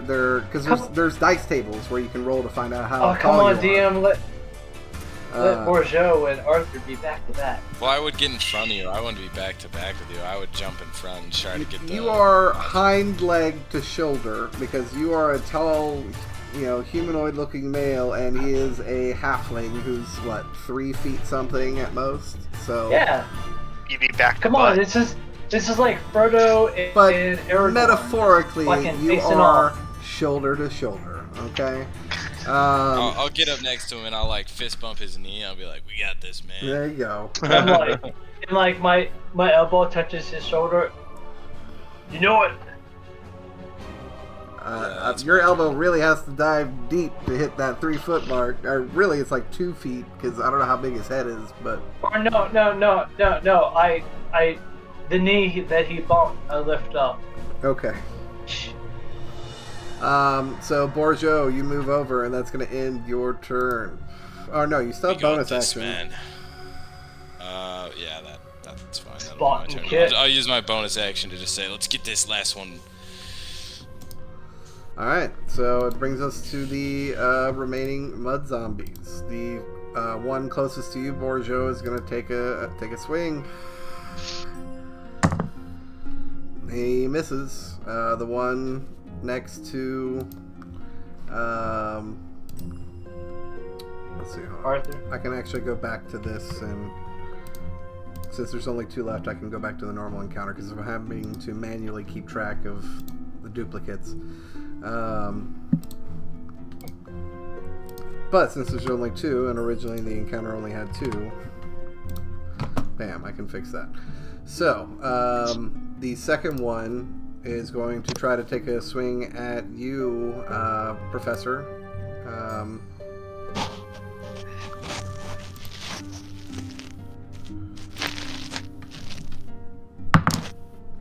Does a 21 hit? I fling my shield out as a reaction. Okay. To intercept. Yes, that hits. I don't think it does anything other than reduce damage, but... Yeah, it reduces damage. So, that was 11 points of bludgeoning damage, so go ahead and roll your d10. I'm rolling a d10? No, Arthur is to reduce the damage. Oh, okay. Oh, thank you. We're saying you're kind of bumping the zombie. That's 5 plus 2, 7. So you take 4 points of bludgeoning damage, and you are so Arthur, you literally smack him with your shield, because again, there's no real other narrative way where you could reduce a grapple or hug. So you're kind of smacking him and knocking him off the floor. Swinging it it out. Full focus. But Professor, you do take 4 points and are considered grappled. Alrighty. And then that is going to be their turn. That's the end of their turn. So next in the order is the professor. I suppose I should try to be ungrappled. Yeah, you can use an action to try to break the grapple. That's going to be an athletics or acrobatics check. Both are the same, so. An 8. Unfortunately, that does not break the grapple. You are still currently grappled. So you still have bonus action, and your movement speed, unfortunately, is 0. I don't know what I'd be able to do as a bonus action. Poke him in the eye? No, I would say the way you're currently grappled, I would even say that you're kind of grabbed my side. Yeah, you kind of like maybe have mobility like this a little bit. You pinch it. Pinching damage. Because that's what I'll do as my bonus action. I'll go. Okay. Yeah, do it. Come on, man. Okay. Hey, titty twisters hurt. Next in the order is Gregor. He will make his first death saving throw. Oh shit. Natural what? The first death saving throw has been made. Arthur, you are up. Okay, Arthur's seen the professor get grappled. He's like, unhand him! And I jab my spear into the muddy ground, and then I lunge forward with both hands, and I try to rip open the grapple. Okay. So, the way I'm gonna treat this is basically an athletics check. And allow you to basically make your own athletics check to wrench him free from the grapple. So go ahead and give me an athletics check. It's still the same DC as it's always been. So does an 11 do it? An 11 does not break it. You run up. Okay, I will use my DM inspiration. Okay. Nice. Oh, 12. Roll one up. Unfortunately, a 12 does not succeed. No! So as you run up, you try to slam your hands kind of in between, and again, you're trying to get this grip, but it just slaws off this muddy exterior of this creature. It's like Deku Midoriya from My Hero Academia as he's running up trying to pull Bakugo out of the slime creature, but he just keeps pulling more and more slime. And as my bonus action, I'm trying to actually get like better footing to like try to rip this out, but like I slam my leg into its leg like a Charlie horse style, as I'm trying to force it open. But that's my bonus action. All right, just Charlie horse kick. Give me an unarmed strike. Just a straight D20 roll. Oh, 8. It would actually be 5 because you don't get to add the +3. 5. So yeah, no, unfortunately that does not hit. Yeah, you're just trying to get this grip and try to free the professor, but unfortunately it's just not working. That's going to be Arthur's turn. Aram, you are up, and Borjo, you are on deck.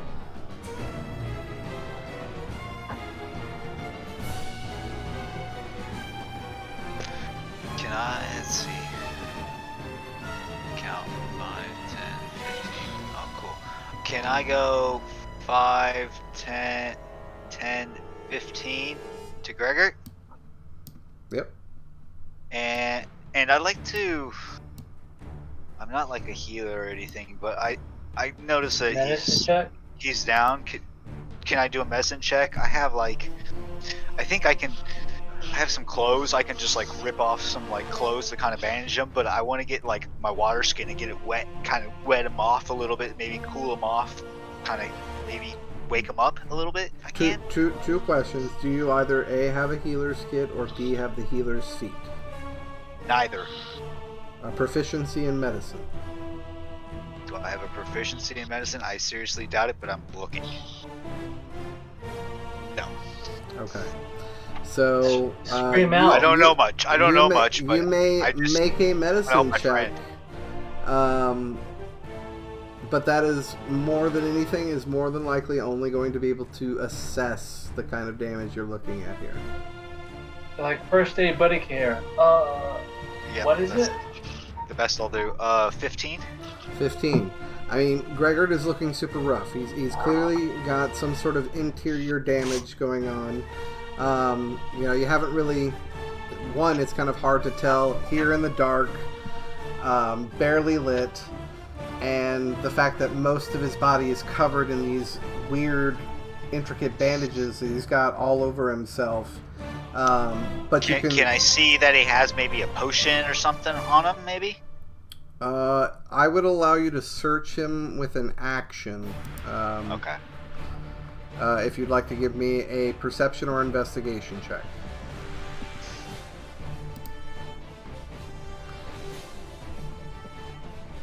Hold on. I think better investigation. 7. 7. I mean, you start trying to pat him down, but again, the sense of anxiety, adrenaline, the intensity, your ally now fallen to the ground. Unfortunately, you're not used to this. And in that panicked moment, unfortunately, you're unable to locate any kind of healing supplement on Gregor's person. So that is your action. You still have bonus action and movement. Can I dump the rest into just shouting out for help? Sure. Guys, he needs help. Gregor's down. I don't know what to do. He's really hurt. And that will end Aron's turn. As you all hear Aron calling out for aid for your fallen ally, Borjo, it is your turn.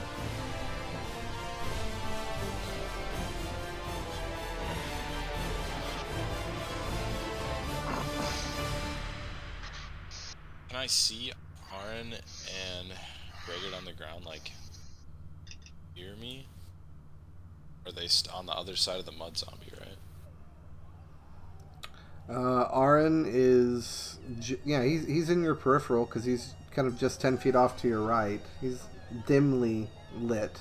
Dimly lit? Okay, like, just barely visible. The kind of... You're seeing his movement more than anything, if that makes sense, and just the furthest outskirts of the light that's being sent out by the torch on the other side of the room.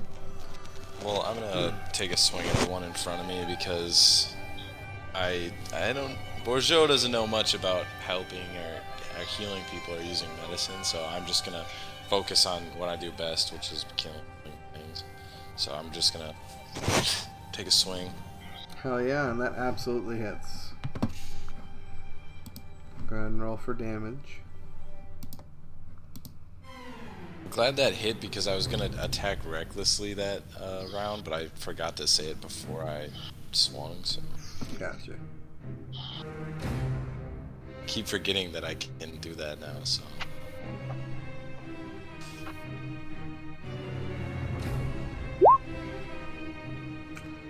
8 points of damage.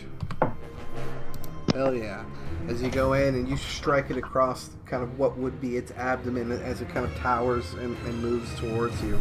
Even this slightly smaller form after they split still towers over your halfling size as it trudges towards you. But you strike true. So that is your action. Then I'll use my bonus action to just like stab the butt of my axe into its foot, just kind of stub its toe really hard with a offhand strike. Yeah, give me it's again a straight d20 roll, or you can just roll unarmed and minus the modifier. It's a 7. Unfortunately, a 7 does not hit.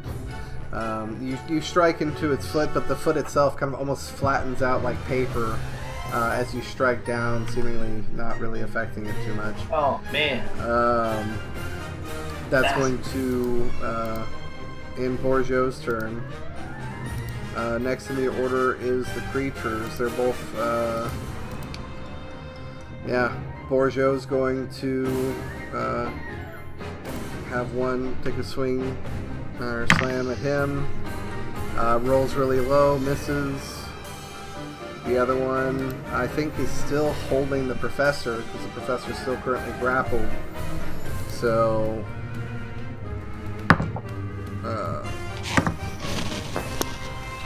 so that is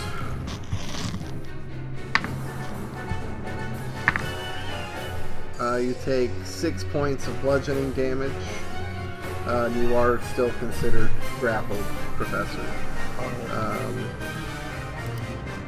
And that's going to bring us back to the top of the round, which is Archimedes. Yes. Alright, so let me try to get out. Shit! A 9. That is a fail. Does he have advantage because I'm still holding on to its arms?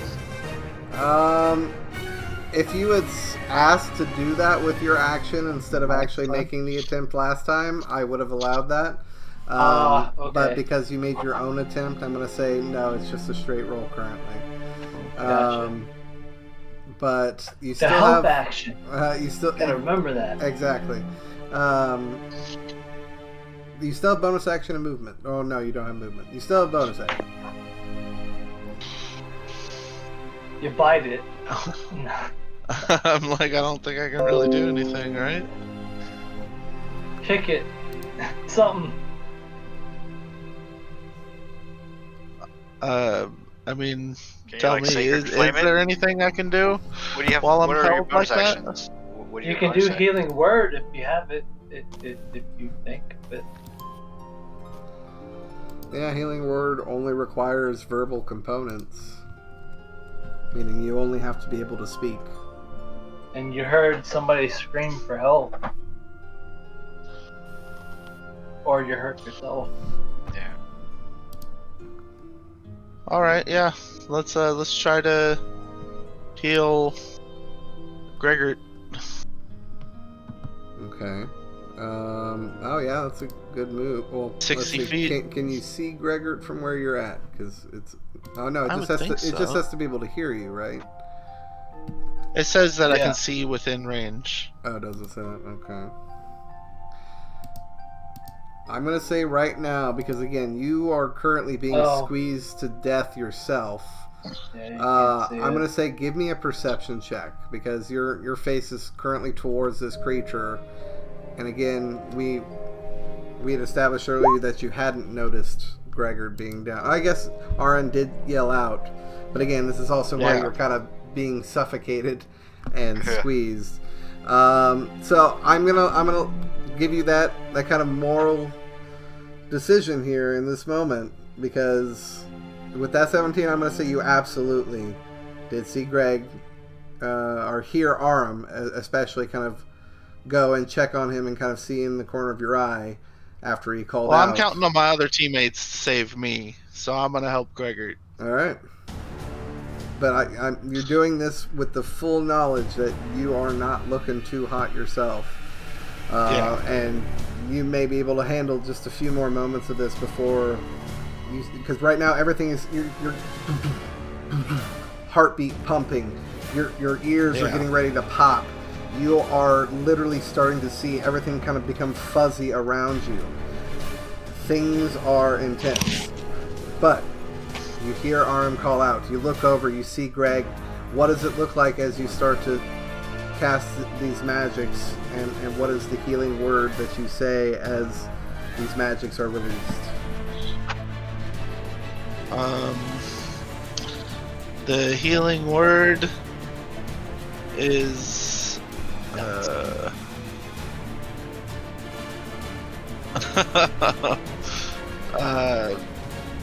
medicine.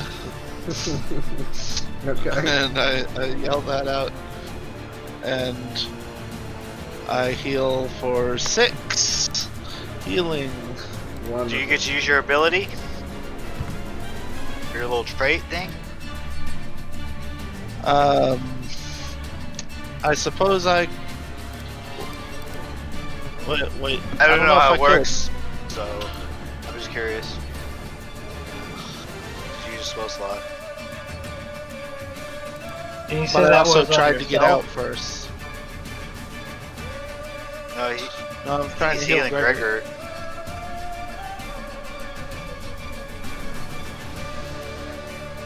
What did you say, Chris? What? You also get to change one random proficiency every time you take a long rest.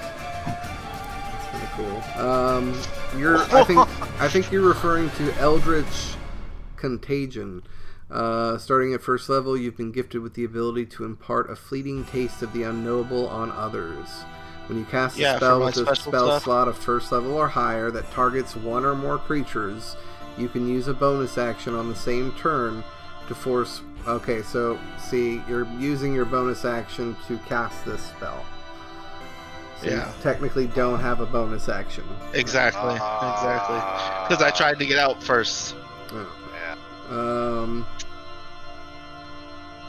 But if you wanted to, you could use a bonus action after burning a spell slot to trigger the ability to roll on this table. So Yes. the thing you need to be looking at is Eldritch Contagion. Yes, that's what I've been looking at. Gotcha. So Gregor is healed to 6 hit points. You start to watch him kind of unsynchronizingly kind of blink both eyes as he's starting to come to and restore a little bit. He's looking a little less for wear, but he seems to be breathing and coming to. That's going to be your action, bonus action. You have no movement, so that's going to end your turn, Archimedes. So next in the order is Gregor. So he's going to use half of his movement to stand up.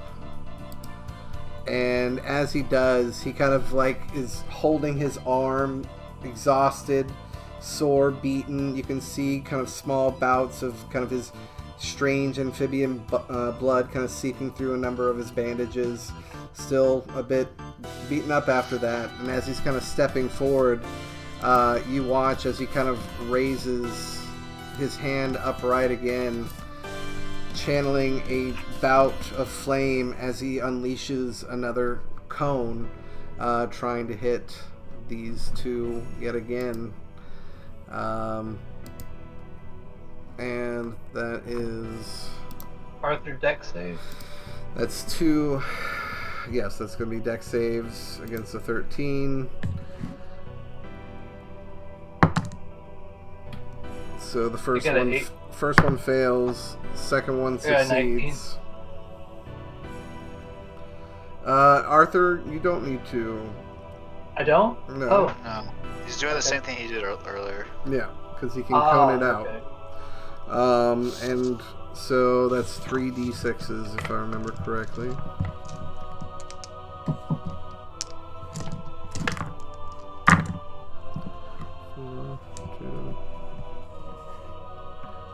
So that's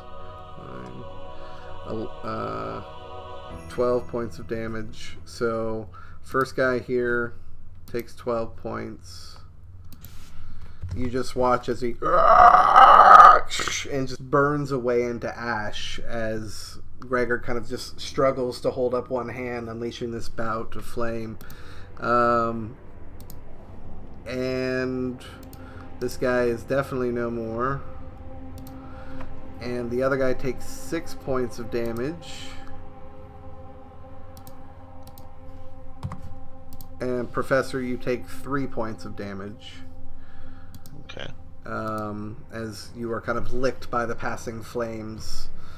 Gregor's trying to do what he can to keep the flames from getting at you, but you can tell he's done with these zombies.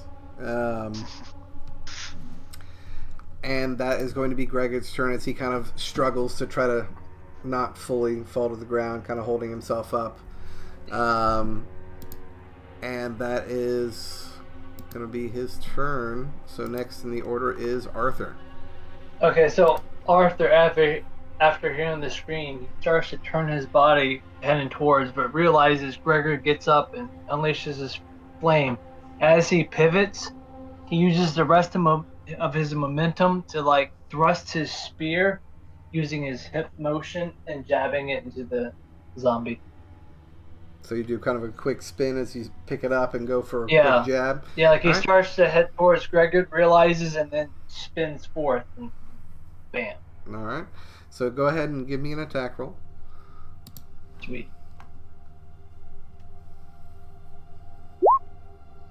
10. Unfortunately, that does not hit. As you go for your jab, you just barely kind of miss across its back as it's still trying to hold on to the professor. It kind of As I'm pivots using forward. the same momentum, and I realize it misses, I pivot my ankle, and I thrust my head forward to headbutt it. The unarmed strike. Okay. That's a 19. Yeah, even minus the 3 with the 16, that would still hit. So Okay, so my head smashes right into its muddy head, beautiful. giving it 2 points of bludgeoning damage. 2 points of bludgeoning damage. Wonderful. And then I'm just like right up in his grill. Like after my head hits it, I rear off, mud dripping off, and I brace my shield in front of me, pulling my spirit behind. It's Arthur's turn. Tracking. Beautiful. Solid turn. And then, Aaron, you are up. Borjo, you are on deck.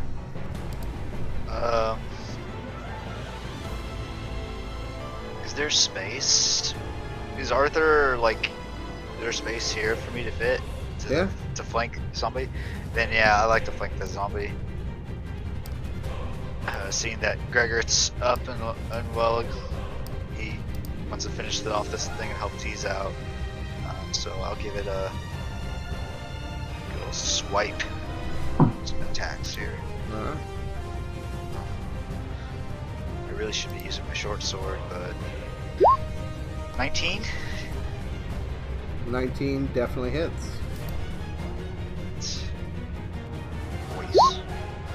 10 damage. Aaron, how do you want to do Yes. Yeah. Okay, so seeing as Gregor gets up, you know, I kind of give him a quick little pat, and I dart towards the zombie. Going at the zombie, I guess I just give it a good old slash, like up the side and kind of like up through its shoulder to kind of give it maybe kind of cut off its arm so it drops the D's in the process. Beautiful. So you kind of slice upright, causing it to kind of drop down, and then with one fell swoop, you give a spinning slice and cut to where you can turn back, and what was the amalgamation of material that formed its head just comes tottering off as you hear a sudden splash as what previously moves no more. Nice. Sweet. Beautiful. Completely haggard. Oh, guys, that was something.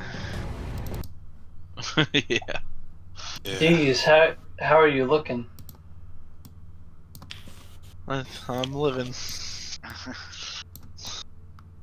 there like a safe area to rest around here, or does it not feel very safe?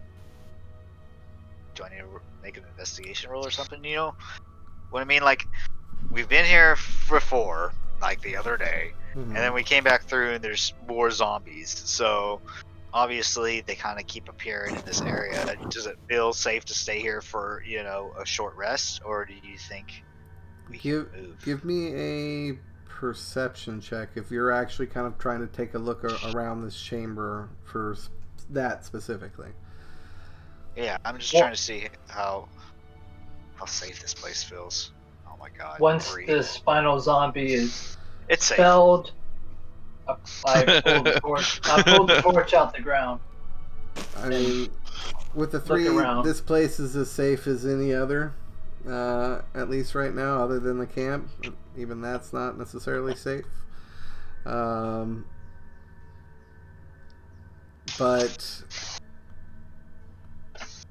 yeah, that's all you get with the 3, I'm afraid. Yep. Alright guys, we probably should rest. I mean, I need a few minutes. I'm completely hurt. Yeah, that was quite an intense encounter. I absolutely agree. Gregert, Bajor, you okay?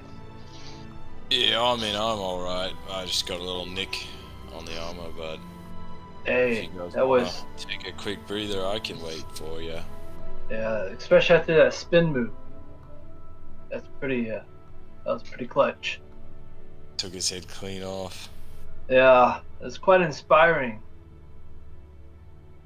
I want to walk over to the one zombie that I killed and just kind of look at it. Yeah. A Okay. good close inspection. It's very much a kind of slod, piled mess of kind of, I don't know. It's almost like mud and ichor kind of all sloshed together. If I'm gonna poke around on its guts a little bit. Okay. You poke at it. And at this time, I'm gonna be like, Professor, well done. Well done. Thank you. You did a I'm great gonna- job yourself.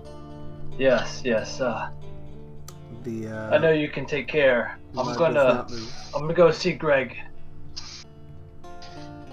Good idea.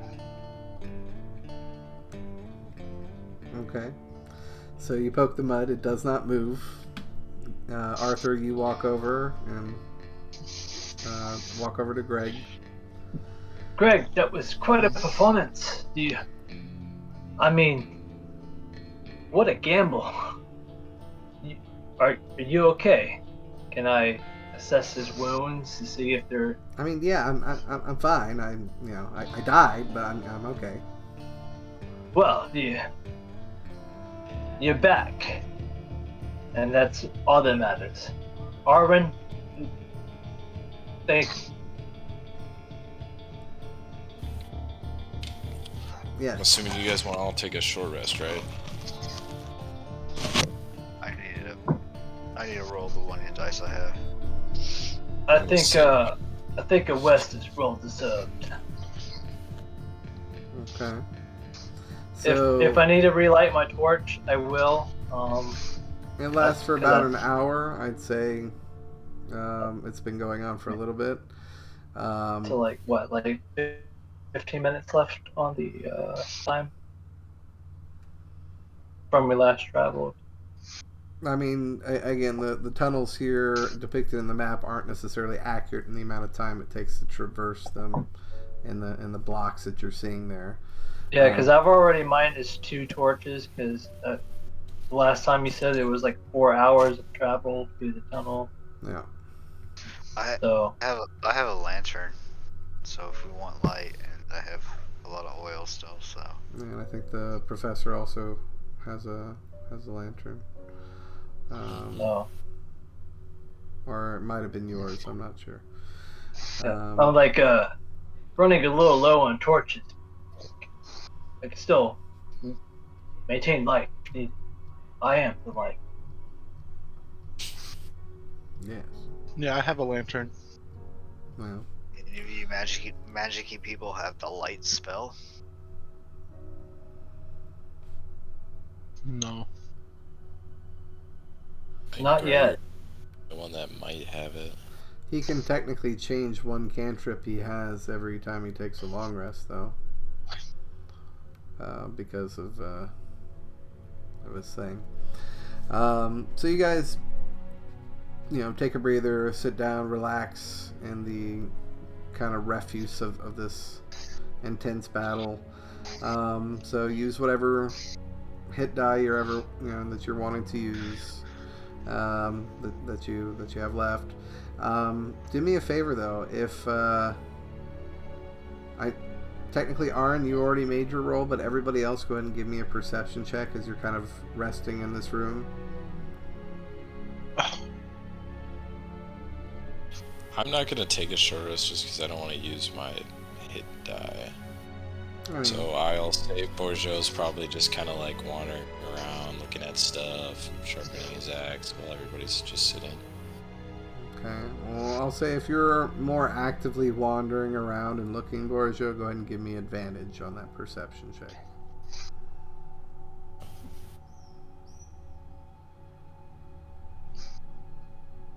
So yeah, I'm kind of hunkered up next to Greg, kind of resting, make sure he's okay. I mean, yeah, Greg's pretty much he's conked out at this moment. You can kind of see him just. I got an 18-hour on my perception. So I would say, but you said that you're actively like laying with Greg off to the side, or are you actually like Yeah. looking Well, around? you said all of us to roll perception, right? Yeah, but again, that was just general relaxation. But okay. All right, I'm then actively thinking about for sure. I'm not So really focused on it, so disregard my 18. I'm more focused on I'm trying to heal myself and make sure Greg's good. So I'm not going to be paying attention. Okay. I would say, just based off of what everyone said, it makes sense that Borgio would discover this. Borgio, as you are kind of walking around, you begin to approach the area where you had seen that kind of gnarled grouping of different roots that had kind of cloistered together, where that kind of massive pulse of almost healing light was emanating, where that violet fungi had dropped down from. And you can see kind of small remnants of that kind of burnt and fallen ash that had clumped down onto the ground just beneath. And you notice what appears to be, it almost kind of looks like a small, almost like anthill sized mount of almost thriving life.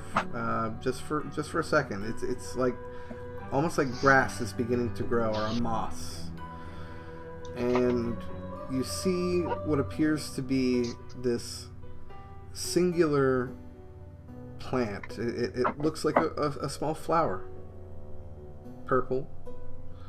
And as you begin to approach, it almost begins to pulse from within with this kind of light blue light. And as you're kind of approaching, the flower itself begins to bloom, and you see what appears to be sorry, brain farting, 5 different little pulses of it almost looks like little fireflies of blue light that suddenly sprawl out and each drift towards the 5 of you, all of you kind of laying in different bouts across the room, and they just kind of gently graze and land and dissipate as they make contact with you all. You suddenly feel a little bit more rejuvenated to a certain extent. So in essence, this permits you the effects of a long rest without actually taking a long rest. So you guys now have full health. Or I'm sorry, not full health. You have the plus additional 5 HP to your health. You also rejuvenate an additional hit die, which I will permit you to also use during this short rest should you choose to do so. Nice. So I get a 1 hit die back that I just used. Is that what I'm understanding? Basically, yeah. Yeah. How about my spell slots? Your spell slots They're all back? returned. Yes. Nice. And Arthur, no, or Greg. Yeah, it's a long rest, so your spell slots come back. Ah, Woo! Greg gets his spell slots back in full health. You get all your rages back, Borgio. And you watch as the flower kind of suddenly just wilts and falls into ash down into that same kind of ashed pile from that gnarled root that had fallen before. What was that? Does it look like it's connected to anything, or was it just the flower on its own glowing, letting out the light, or was there like, can I see like anything behind it that was glowing? Like, is it maybe connected to the roots, or is it just its own entity that's making that? I would say, give me an Arcana check. Arcana.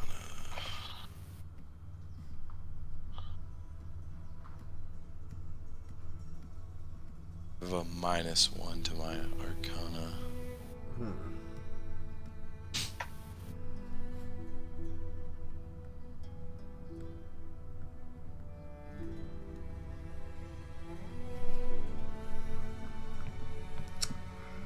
With the 10, if you had to guess,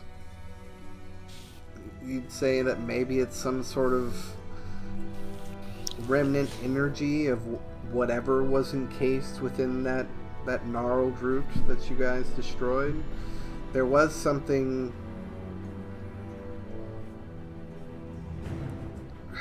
that definitely had a sense of a positive force in some way, shape, or form. Definitely restorative in nature.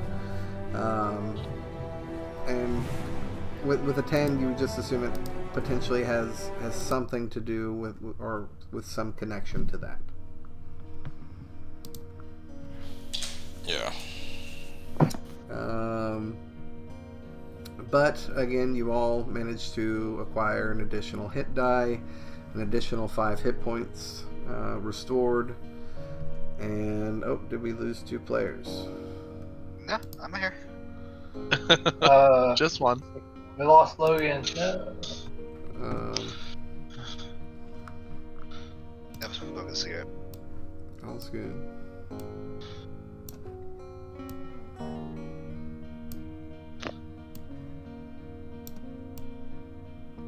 Not sure if I You got some long range on that wireless headset. Yeah. I get pretty far away, yeah. Get out to the back porch. Mine isn't too bad, but like when I go to take a piss in the bathroom that's attached to my bedroom, it starts to try to go out. Oh, that's not good. Yeah, I get Yo. decent range. Logan. But I have a pretty big bedroom. Took a bitch right now. I just had to switch to my phone so I can like get good audio.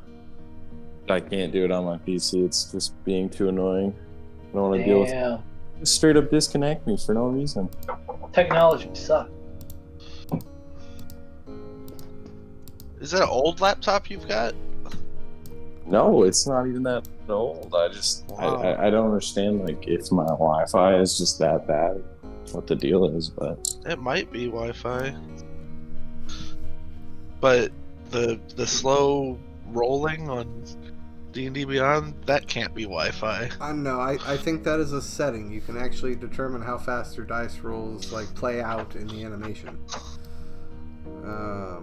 it was always quick before, like it just looked like it was rolling. Now when I do it, it's literally like Yeah, a it seems slow-mo buggy. roll. So Yeah. I don't know. I don't do I much want dice to rolling on just D&D vote. Beyond. I try not to, but I'll just go on Discord on my phone for now Damn, you guys until went. I can get my regular Discord to want to function. You guys went for 6 rounds. In that fight, it's a solid fight. Nice. Yeah. All the damage too.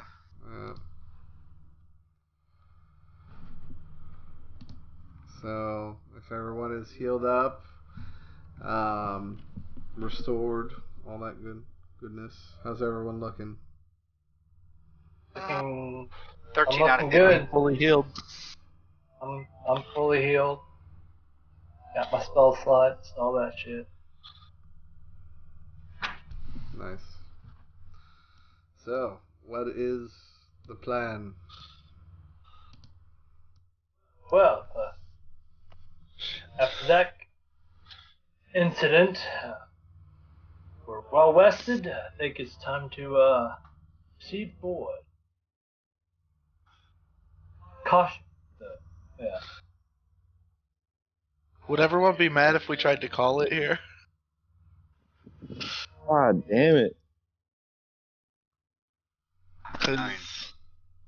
I have a trip to go on tomorrow, which technically is today. You get some sleep?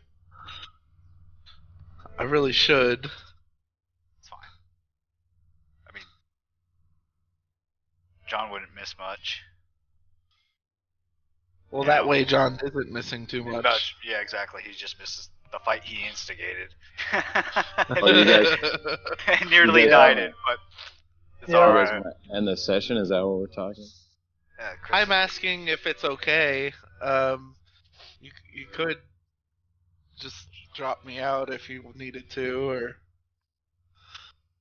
I mean, I I don't mind. was going to make it a relatively short session. I did have a little bit more left, depending on what you that's guys fine. do. I mean, like I don't know what's coming, so I don't know if you're planning on going 5 hours or something. Like, No, the goal was to be done within the next 15 minutes, okay, let's do it. depending Yeah. on what you guys do. Yeah. So, Yeah, I got that. I figured Well, just because John wasn't here, it would be that we crazy need to go long forward. ones. We need to make at least some progress into Yeah. further. Other than Please go into the justify- next room.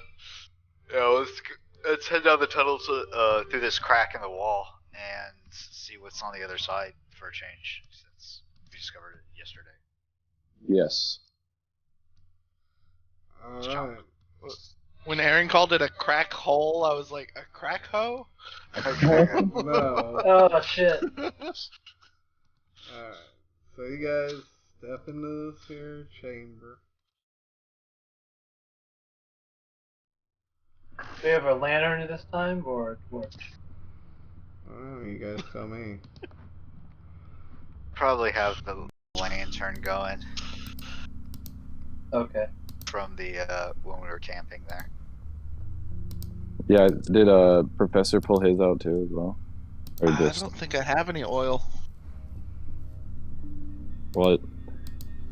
I'll I have I'll 3 hold that- torches.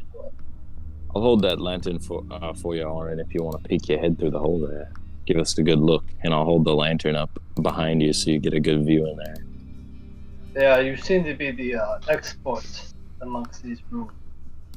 So I guess I'll sneak into the chamber a little bit and see if I can see something or see what's inside. Gregor, I'll ask Gregor. Gregor, do you sense anything bad anymore?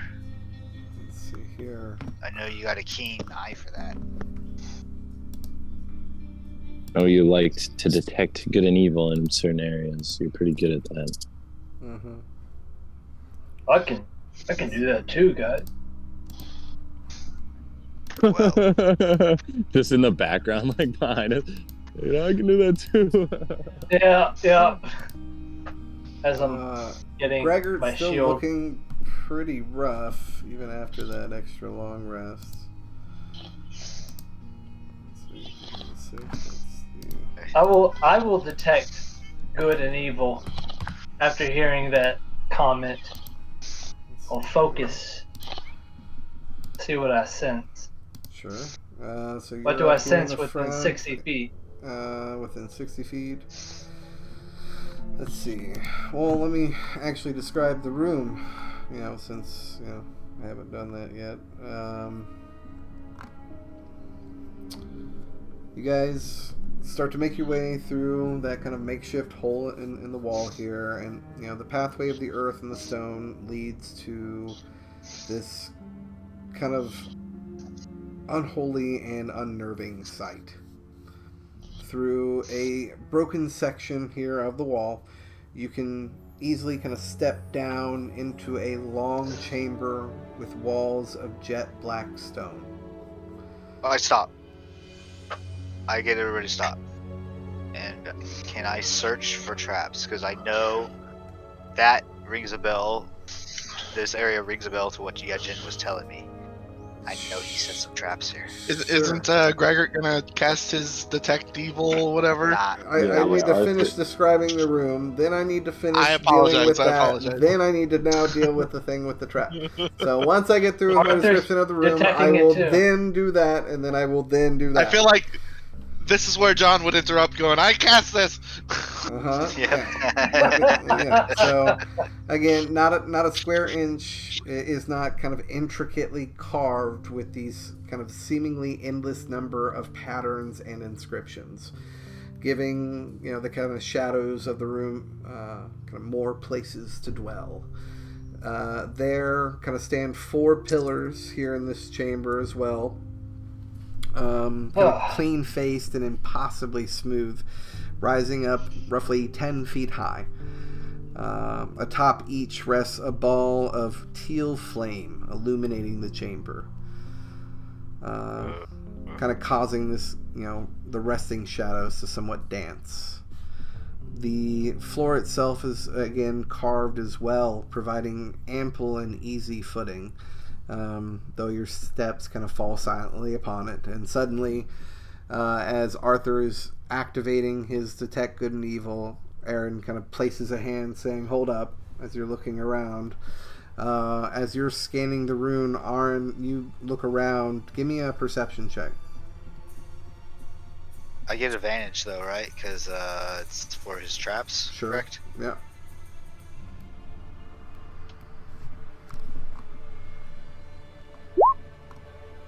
$16. Yeah, easily spotted.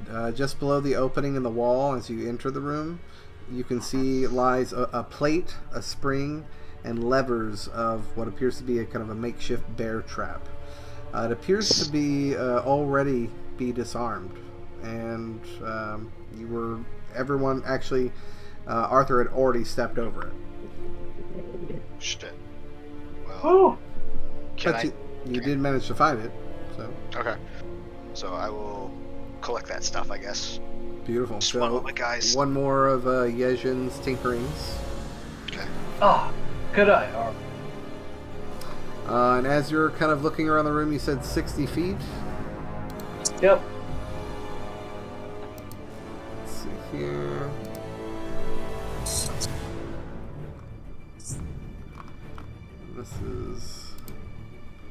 This is your divine sense. Yes, divine sense. Locate any celestial fiends, undead, or abyss.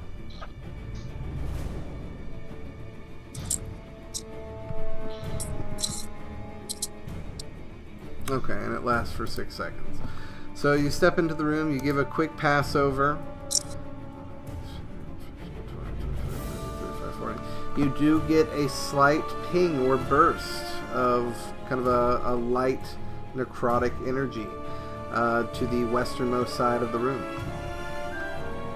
As I focus in, there's like this light amber pulse that comes off of my body, and I'm like, I sense something towards the western side of this sector. Something of a necromantic nature. Yeesh. So Huh. you stand at the opening of this chamber. Aaron, you start to kind of pack up the plate and spring and levers here. And I'm assuming you guys are stepping forward as you are scanning this room, Arthur, kind of in tandem. Yes. I'd be leaning forward, kind of scanning, kind of sensing this western direction. I'm like, prepare yourselves. You don't know what comes next. So there before you, as you guys kind of step into this chamber, again, you see the walls themselves riddled with just these innumerable amount of inscriptions along the walls, along the floor, everywhere. And as you've kind of stepped into this chamber, you've noticed with every step that you take, it is surprisingly incredibly quiet. You don't hear the pitter-patter of footfall as it touches the stone here. And as you're kind of taking in this view, you can see that the far wall itself holds a massive window with metal patterns across it. Everyone give me an intelligence check as that's kind of coming into view as you're stepping in. What check again? Intelligence. Intelligence. Or history. Oh. Almost had a natural 1. 13? 13. Oh, you're a halfling though. Yeah, I almost had a natural 1. Almost. Oh. So I got a 6. 13. Just a straight or history? intelligence check. If you're proficient with history, you can give me a history check. Nope. 16. So 16, 13. 16, 13, sorry. And a 6. And a 6. And then Professor, since you are an archaeologist, you may give it to me at advantage. Because Okay, of your background.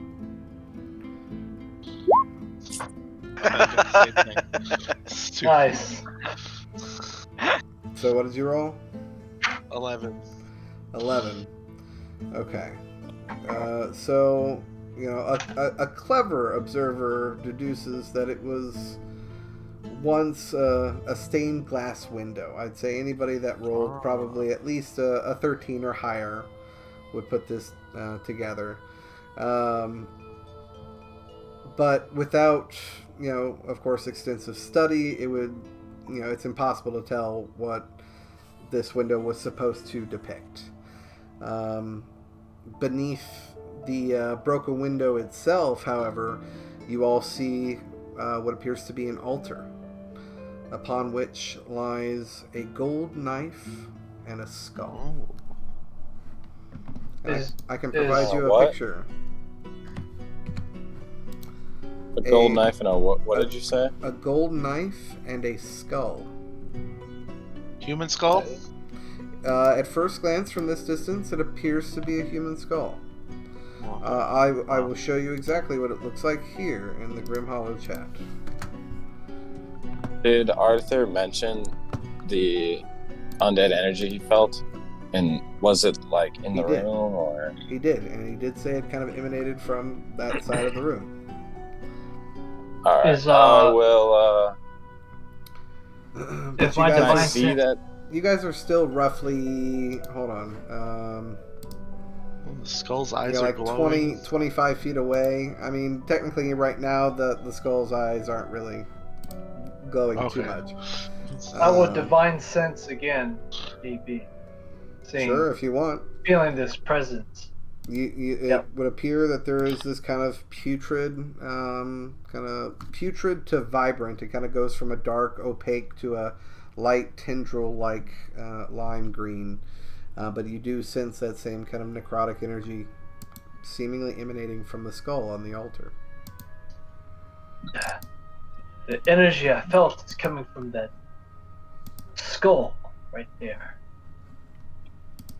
That thing is wicked.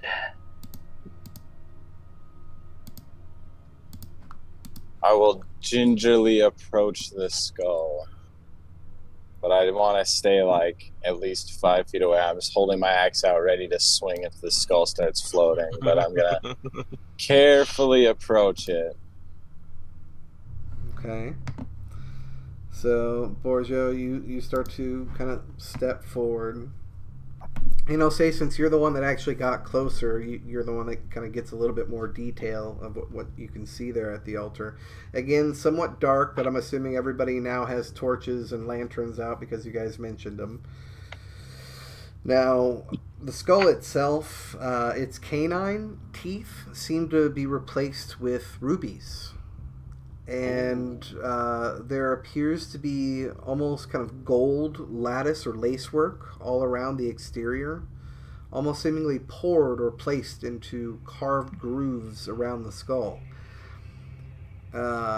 As you kind of get closer and kind of inspect it, I kind of imagine in a similar fashion to how you inspected the mud zombie remains earlier, as you kind of just kind of give it a little gentle poke. Suddenly, its eyes kind of alight with flame, and it looks kind of. I'm hitting it the second anything happens. Let me finish what I'm saying, guys. And it looks dimly at its holder, or at you, the one poking it in this particular moment. You smack it anyway. Its jaw kind of creaks open, and you hear speaking in a somewhat feminine voice. Oh wow! Thanks for that. That's that's new. I haven't been poked in a while. Are you here for the challenge? What? When she finishes saying, by the time she finishes saying that, my axe is like over my head, ready to hit, but I stop myself. Challenge. Yes, the challenge. It was made, to test people. To see, if they were worthy for the prize inside the altar here. I think it's a sword. I'm not sure. Some folks ages ago kind of made me the key to starting it, and so if you want to try and get whatever's in there, just let me know. Just fair warning. I think it'll kill you, or they will. I'm not sure what all happens, but I do know it involves violence. Oh. I'll just look back at the rest of the group and mouth, what the fuck to them. Not what I was expecting. Did I hear violence? Do you at least know the rules for this challenge? I think it's pretty much just don't die and kill whatever comes. I'm not really 100% on the whole details thing. It's been a long time.